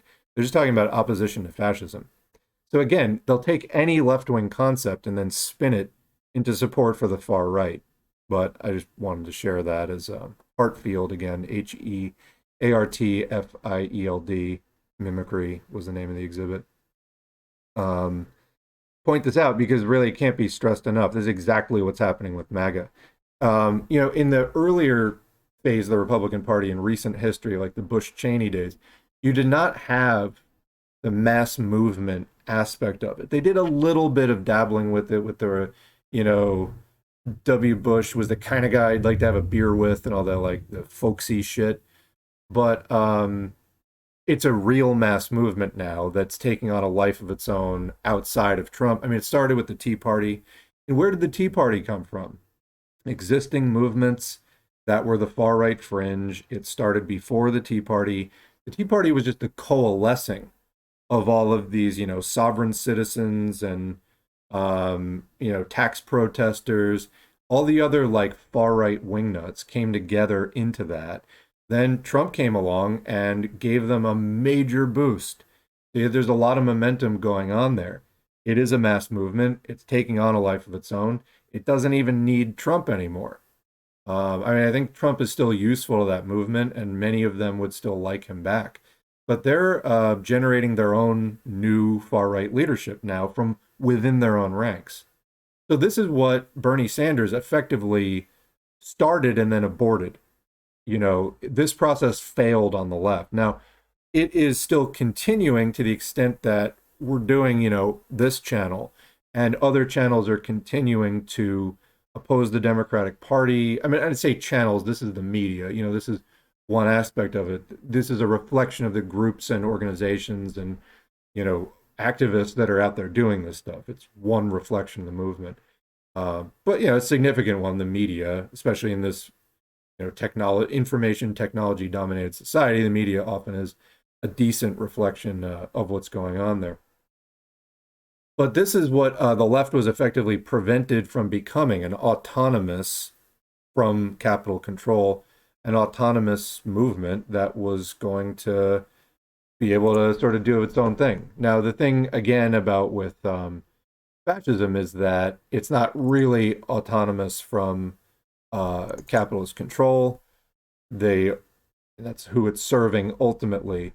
But they feed for the people who do want to buy into it on the mass movement level. They give them the feeling of a mass movement, but it is, starts out being very astroturf and fake, and ultimately the puppet strings are always there. But I mean, they give the people what they want. It's an engineered hate that they work up in these people, and then they get to deliver on that hate. People come away maybe with a sort of vague, empty feeling, but satisfied in a certain way, at least temporarily. It's a gigantic problem, and the left needs, obviously not the content of MAGA, but the same kind of energy and organization coalescing into a mass movement that is spinning off effective projects of its own. So yeah, since 1/6, groups organizing and actively recruiting since then. Yes, the left, and I've heard from many different organizations that they've encountered a membership bump in the last few years. I don't think that it's at the same level as has been happening on the right. Those are your enemies. That's who you've kind of got to keep an eye on. So these are things to keep in mind.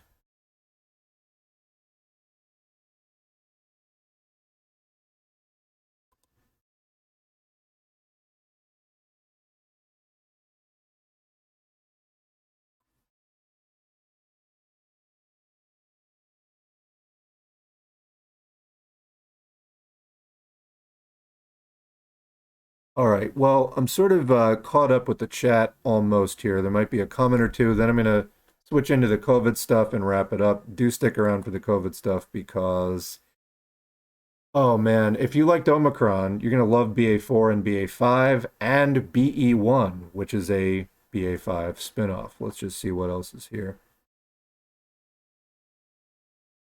A lot of discussion of Africa going on in the chat, but a lot of it is taking the form of an argument that I'm not going to possibly be able to read out in the video here today.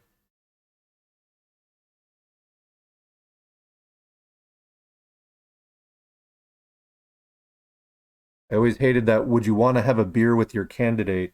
It's ruined the seriousness of everything. Yeah, this is about how serious like any possibility of change in U.S. politics has been, though, since that time. Like that's about all that matters anyway. It's ruined the seriousness of everything, but it kind of goes with the whole MAGA ideology since it's about appearing to be the true friends of the working class, especially white working class, etc., and then dividing the people again.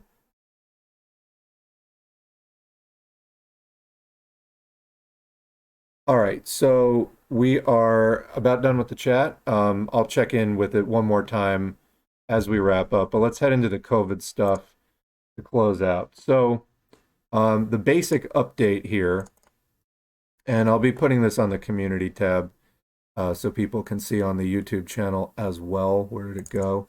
But let's start off as we usually do with the BioBot wastewater monitoring. Now, last week or a few days ago, 4 or 5 days ago, I put up an update after biobot.io, which is where this came from. You can see down at the bottom wastewater data from BioBot Analytics.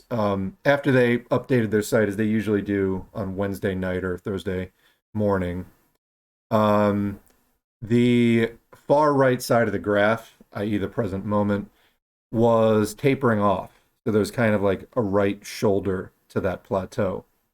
And what I said in the last live stream, which was Thursday, I think, was that I was predicting that it was going to be a temporary dip and that it would go back up, because what's actually happening right now is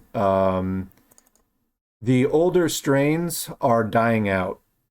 And where did I put that? There we go. There we go. The older strains are dying out. So you can see there BA.1 on the left side. That is Omicron. That's the original Omicron strain. It is extinct in the US right now.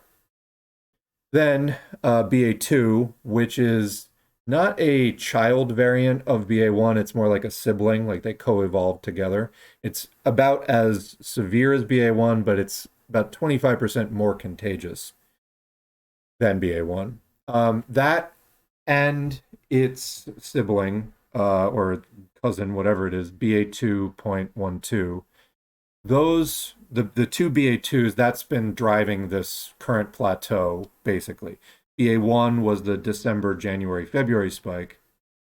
BA.2 has been the late March, April, May, June, the current surge. And just to be clear again, this surge is as bad as any non-Omicron surge to date. It's about to surpass all the other ones, which would make it only second to Omicron. Has not quite done that, but it's very close. But you can see what I circled there, BA.4 and BA.5, which are again, well, they're at least as severe as BA.1 and the BA.2s, but they're more contagious. And actually, BA.5 is also more severe. BA.5 has the Delta spike mutation. That's a really bad combination. So what you can see is that those are coming in. They are between 15 and 20% of the overall load. as of the week of June 8th. So what I predicted was that as BA.2 was dying out, but BA.4 and 5 were coming in, that the current surge would at least be sustained and probably increase.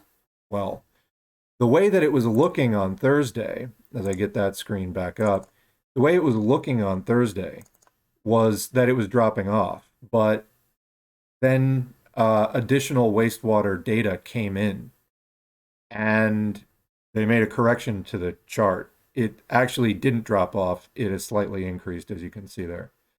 So that's the current state of things. Again, this is going to be updated in another couple of days, and we'll post it on the community tab at that time. But we're in the grips of a protracted surge right now. And it is, on a level with anything else that we've encountered except for Omicron. Again, though, with BA.4 and BA.5 coming in, I think it's just going to keep going up. And, again, whether it wavers or not, I think it's just going to keep going up. Now, let's look at some of the newer information about this.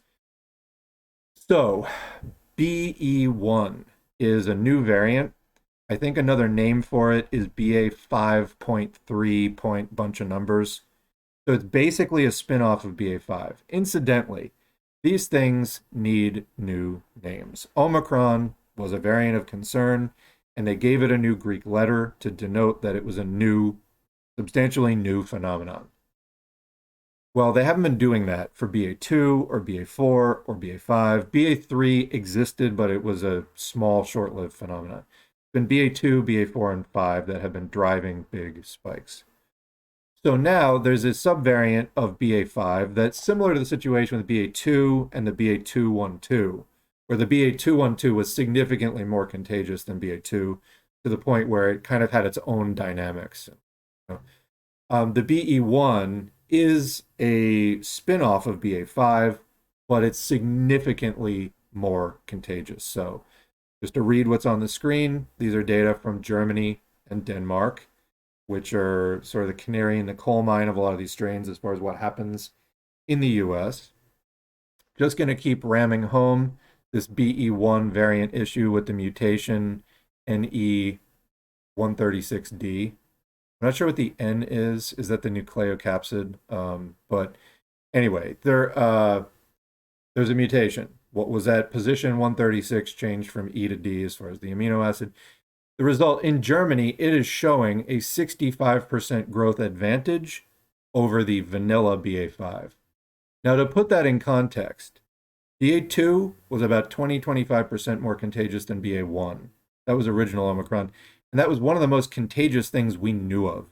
It had a R0 number of like 12. It's like as contagious as measles, Omicron. This is more, so BA.2 was more contagious than that. BA.2.1.2 was more contagious than that. BA.5 more contagious than that. And this is showing a 65% growth advantage over BA.5. In Denmark, it is not quite 65%, but it's 39% faster spreading than the BA.5. So let's average. Let's call it 50% growth advantage. So it's spreading at 150% the rate. As BA.5, which is already significantly more contagious than anything else. If you had plans, you might want to think about canceling them because that is if you have any sense. The United States, with the not doing lockdowns, not doing mask mandates, this is, even from a capitalist perspective, suicide for this country. Suicide. There's no way that the U.S. is coming out of this not horribly damaged. And who's going to bear the brunt of that damage? The workforce. Us. COVID is a disabling, if not lethal, disease. People who get long COVID, which is about 30% of people, if you are hospitalized with COVID, your chances of roughly double of getting long COVID to like 60%, 50, 60%. People who get neurological symptoms, which is a majority of people who have long COVID, 59% of those people who have neurological symptoms, are unable to return to work. 50% are unable to return to other daily routine activities. And as we've covered in previous COVID updates, even asymptomatic or mild upfront acute cases of COVID can cause the brain to shrink and age. And this is something we see with a number of viruses. HIV does it. It causes structural changes in the brain. Speaking of HIV, COVID also attacks your immune system, wiping out a lot of your T cells for an extended period of time. So this is what the US is allowing to spread. And so this is what's on the horizon. Currently, BA.4 and BA.5, about 15 to 20%, although there's a couple of weeks lag on that, like a 3-week lag. So it may be closer to 30, 40% now is BA.4 and BA.5. It takes time to sequence that. Anyway, it will be at 30, 40% very soon if it's not already. This is going to keep driving the surge, and then there will be new variants just like this. So this is what happens. You either stop transmission or it keeps spreading and it keeps mutating, period. It will go on possibly indefinitely. And what does it do? It kills a bunch of people and then it disables a whole lot more.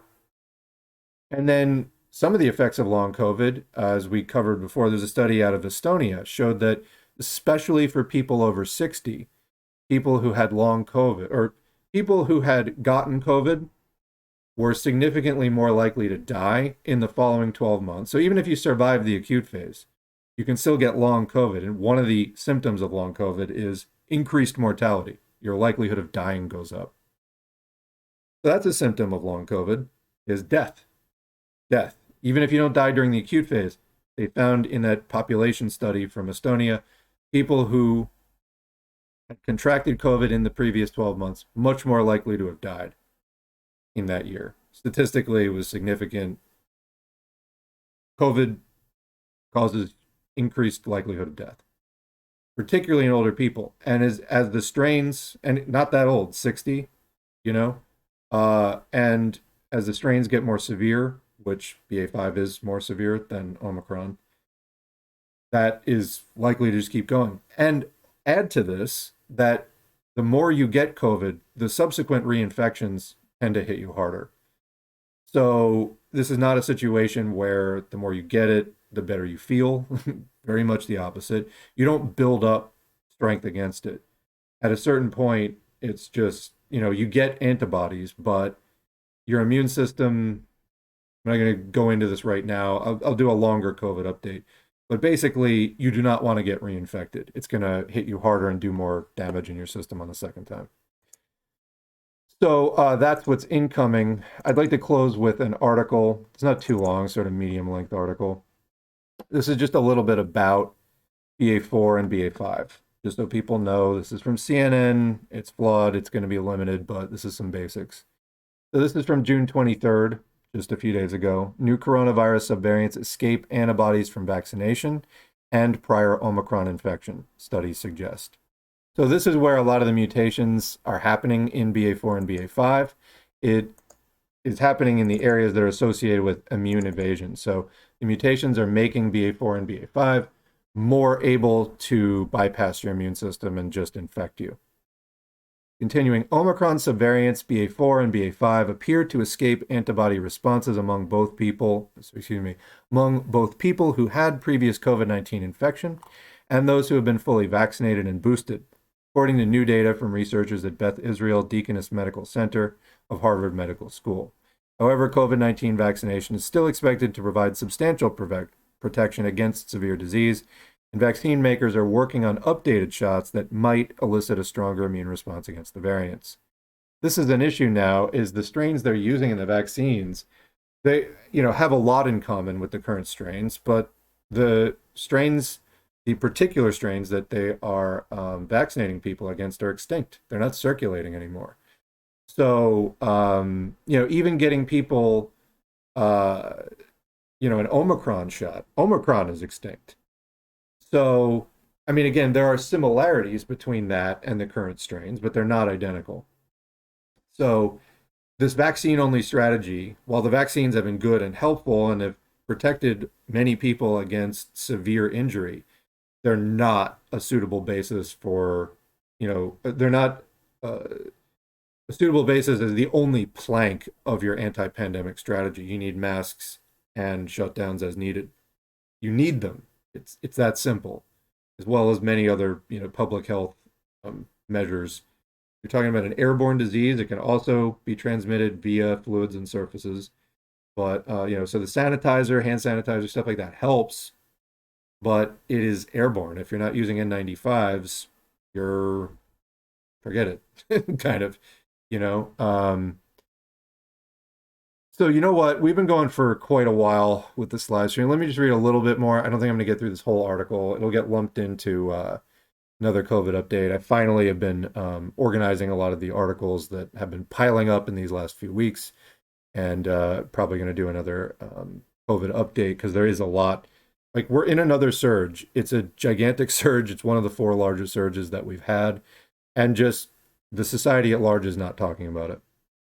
Anyway, the levels of neutralizing antibodies that a previous infection, so the so-called natural immunity, or vaccinations elicit are several times lower against the BA.4 and BA.5 subvariants compared with the original coronavirus, according to the new research published in the New England Journal of Medicine on Wednesday. Well, we observed threefold reductions of neutralizing antibody titers induced by vaccination and infection against BA.4 and BA.5 compared with BA.1 and BA.2, which are already substantially lower than the original COVID-19 variants. Dr. Dan Baruch, an author of the paper and director of the Center for Virology and Vaccine Research at Beth Israel Deaconess Medical Center in Boston, wrote in an email to CNN, quote, "Our data suggests that these new Omicron subvariants will likely be able to lead to surges of infections in populations with high levels of vaccine immunity, as well as natural BA.1 and BA.2 immunity. However, it is likely that vaccine immunity will still provide substantial protection against severe disease with BA.4 and BA.5. The newly published findings echo separate research by scientists at Columbia University." So I'm going to leave it there. I have to get going in a few minutes, but that's what's going on. Whether you have the, quote, natural immunity, which you had to succumb to a COVID infection, which did significant damage in your body in order to get that natural immunity, did not come without a significant... the people who are like, oh, the vaccine can cause, myocarditis or whatever, I'm just going to get natural immunity. What do you think fucking COVID did? And in a much less controlled way, like in a much more global destructive way in your body. Astounding. But anyway, whether you have natural immunity from an infection from Omicron or BA.2, or whether you got the booster shot, now the BA.4 and BA.5, because we've just been letting this thing spread and mutate, the BA.4 and BA.5 thumb their nose at your previous immunity. They're able to evade a lot of your previous immunity, whether it's natural or vaccine.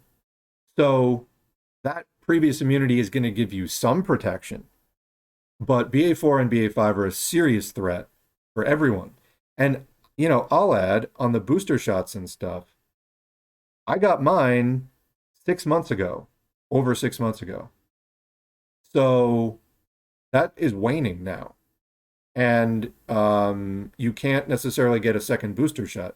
I hope that they update these and let people have them in the fall on a widespread basis, because you have to meet a lot of criteria right now for that. Nobody's wearing masks, and we have BA.4 and BA.5, which are immune evasive, again, against natural immunity or against the vaccines. So, in other words, people are less innately protected than against any earlier strain, whether you've been vaccinated or not. The vaccines have been good protection up till now, and they will still provide some protection. But now we've got superbugs. We got BA.4 and BA.5, and we just don't have effective, 100% or 95% effective protection against them. Nothing can really protect you from those currently, vaccine-wise, like in the way that the vaccine's protected against the earlier strains. So unless you're wearing a mask and washing your hands regularly and all that kind of stuff, if you catch this stuff, it's going to hit you probably harder than anything has in the past. It's as severe. BA.5, I understand, is as severe as Delta, but much more contagious. And Delta was like 5 times more severe than original COVID. So original COVID was one thing, when the vaccine didn't exist for a whole year. Getting original COVID was pretty severe because people just didn't have any induced immunity from the vaccine. And, catching that was a real gamble. Then people did get, if they survived it, if they caught it and survived it, they got some natural immunity off of that infection. So, if they caught it again, it was still doing damage in their body, but the acute phase maybe wasn't as bad. Now, there's really nothing, whether you caught BA.1, BA.2, Delta, your immune response that you gained from that is not really going to help you that much against BA.4 and BA.5. And again, the booster isn't going to help you as much as the booster has helped against previous ones. They need to update the boosters immediately and make them more widely available. And the bottom line is we need to stop fucking spreading this thing, because this is the outcome. I think BA.5 is the end. Nope, we got BE.1. I understand there's also a BF.1. That's another subvariant of BA.5. And you think that's going to be the end? I have no reason to think that whatsoever. We have every reason to think it's just going to keep mutating. You need to stop the spread. Zero COVID is the only sensible goal.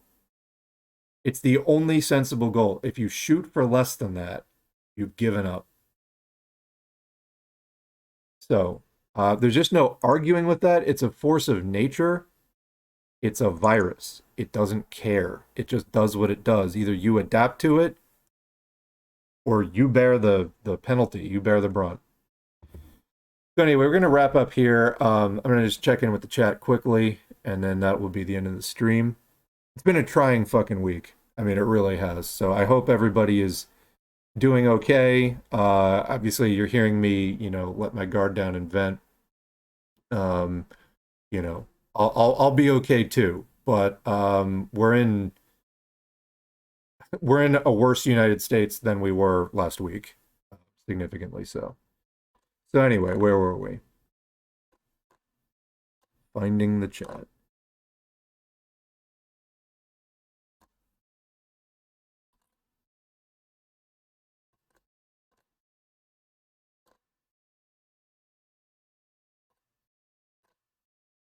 What are we talking about? There's a lot going on in the chat here.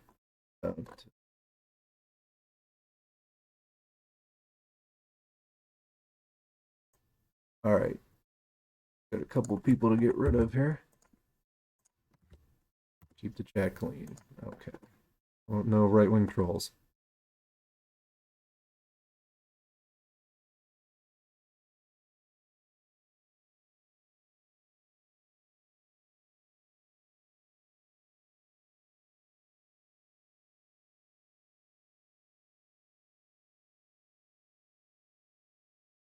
It's crazy because it just keeps getting more and more contagious, and I'm just like, how much more contagious can this virus be before it's just contagion itself? So yeah, the main measure of contagion is how many people get infected off of one, like a person gets infected. How many people are they likely to infect? We started out, I think original COVID was like 2.5. By the time we were on Omicron, it was like 12. It's now above that. I don't even know like what that is for the BA.4 and BA.5, but it's wreaking havoc in the UK. And we saw the thing about the BE.1 spin-off of BA.5, what it's doing in Germany and Denmark. Not good. That's going to happen here. It's going to happen anywhere it gets in, except for China or anywhere that's still doing serious shutdowns. They need to just name them like they do hurricanes at this point. We're just going to run out of Greek letters. I mean, not if they don't keep naming them. They just so there is an overwhelming narrative that I can't really fathom how this.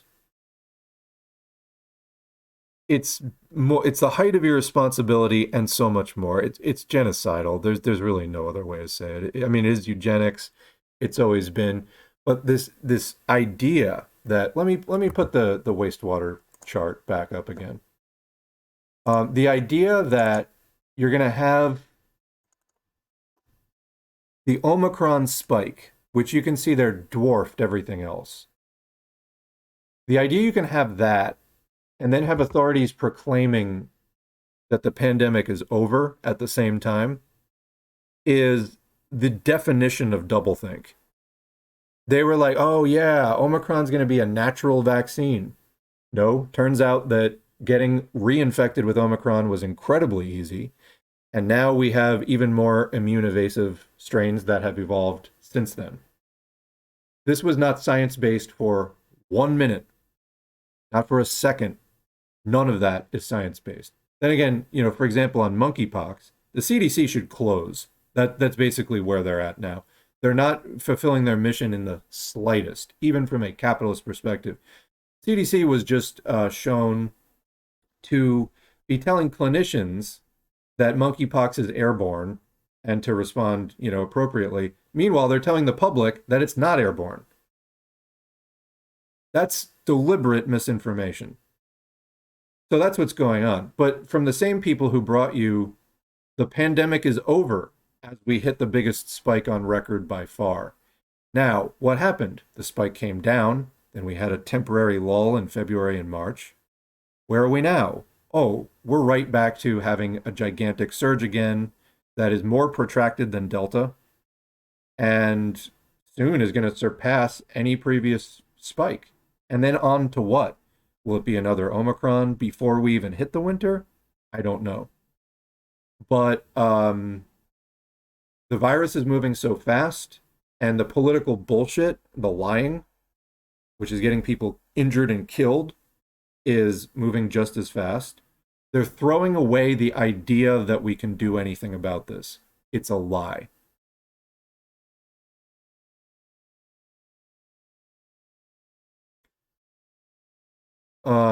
Yeah, it must be 20 or more at this point. I don't know. Actually, I would look it up, but I'm trying to wrap the stream up.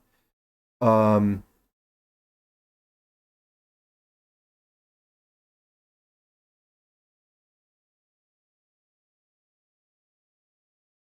where this commenter lives, no one, and I mean no one, not even health professionals, wear masks. Literally, they just want us all to die. They want to pretend it's not happening. That's not going to work.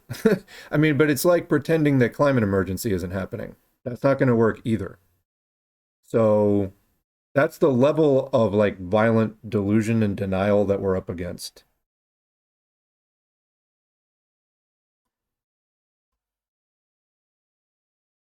The lack of self-preservation among the majority of people in the West regarding COVID is very bizarre to me. Yeah. I mean, it's coming down from the government, who unfortunately a lot of people trust, but this is where I have to wonder aloud at times, like, does the United States have a death wish or something? Like, it's extraordinarily self-destructive behavior. I did get my second booster, but I'm still very unsure about what will happen since where I live, it's just nothing in terms of protection. No one is taking it seriously. People look at you like you're crazy for wearing a mask. Well, don't let them get to you. That's all I can say. Here in Thailand, almost all of the former restrictions have been lifted, and most people are still voluntarily following them because no one wants COVID.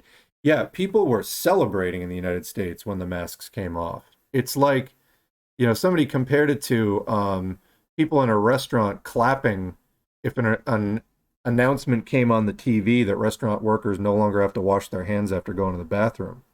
Like, this is not in your interest. But, it gets couched in terms of like freedom versus tyranny. And, a lot of people just have not updated their worldview beyond that. There's so many things happening. There's a lot of people just angry and alienated. They get hooked in by some kind of right-wing propaganda, and then they get so committed to it and they go so far down the rabbit hole.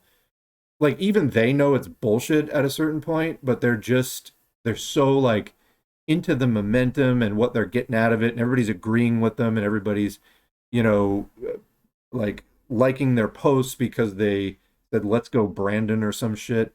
And a lot of people are so starved for that sort of approval that even if they know what they're saying is not true, they'll keep saying it. Alienation as weapon for fascist mass movements. Even in Mexico, people still keep following the restrictions and want the government to bring them back at a higher level to protect everyone. Yeah, so I should bring up here. I get so pissed at like the most reactionary segments of the US. Like it is easy to forget sometimes that not everybody is on board with this. So, as I've covered in previous COVID updates, if you break it down by age groups, political alignments, ethnic and racial demographics, it is older white people who are most likely to be virulently opposed to the masking. And it is African Americans of all ages who are most likely to be for mask mandates and things like that. And so there is, I mean, and it's like night and day different. So yeah, it's like the poorer you are and not being white are also um, indicators that you probably want stronger COVID protections. So, it's not uniform across the population. So appreciate the live streams for, helping. I mean, this kind of engagement is important for just pulling all this out because in times like this, it does just feel like the right wing is just fucking everywhere and just it's so infuriating. But they're not. But they're not. But I swear to God, if we don't get some good news going soon, hurry the fuck up. We need more good news, people, and you're the ones who make it happen. Though you do see in Thailand Western tourists and expats not masking, and it's very odd. Yeah. Seems people from the global south take COVID much more seriously. Yeah, I mean, I think again, like I said, unless you're heavily emotionally invested in this kind of contrarian, like it's a face diaper, you're trying to muzzle me. If you're not like heavily politically invested in that, and in the most countries, it's not as politically charged as it is in the United States, like wearing a mask in a pandemic, getting a vaccine in a pandemic. A lot of places just aren't as fascist as the United States, and it's not as politicized. People are like, yeah, I'd rather not die or get disabled, no matter what I think. But then again, it's like, even right wingers in some countries are like, um, further to the left than a lot of people in the United States on many issues. So the United States is like pretty fucked in a lot of ways. Just as far as like how singularly insane it is. Do I think SCOTUS has gone rogue? No. If they have, we'll find out soon because it won't stand. But no, I don't think that. COVID had actually been eliminated here in Thailand back in 2020 before the Delta wave, but now there's no attempt to do zero COVID.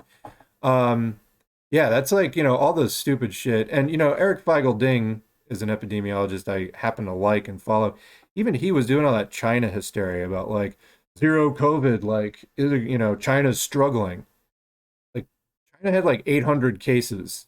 That's not like, that's like, if the US got down to 800 cases a day, that would be like an unheard of advancement. The fact that they are, quote, struggling and having setbacks and they had 800 cases, that's like just, okay, the virus, evolved literally. They're dealing with a more severe virus.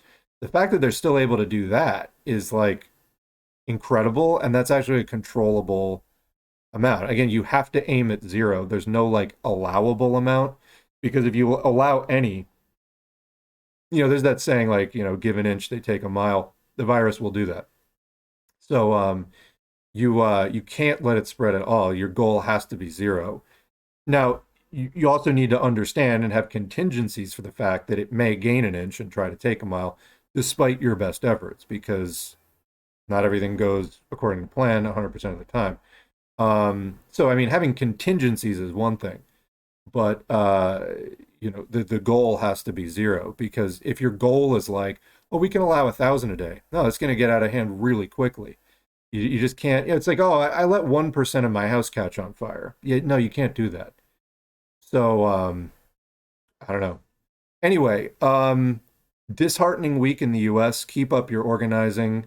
We'll be back with more audiobooks soon, and I will be doing other videos as I straighten out. I have, I don't know, 100 current events tabs open on my computer right now, and I'm sort of in the process of sorting through them to get some videos and stories or even just live stream narratives going. That'll be up on the channel soon. We'll get at least one more audio book in, I think, before June is done, and it's on into July. But hang in there, everybody. You know, times like this can really get to you. It's gotten to me, you know, and I made an error too, talking about, you know, I posted it myself. Like I myself have spread the message of, you know, I know it's a fact that making abortion illegal doesn't reduce the number of abortions, it just makes them less safe. So even I got caught up in forgetting about that and, you know, making the error of like there's going to be a lot more people born, etc. So that reminds me to, you know, take a step back, you know, and just keep a level head. But these are fucked up times. I mean, they're really fucked up times. And you know, everybody slips once in a while. All right, well, that said, thanks again to the patrons who will give one more parting thanks to. There we go.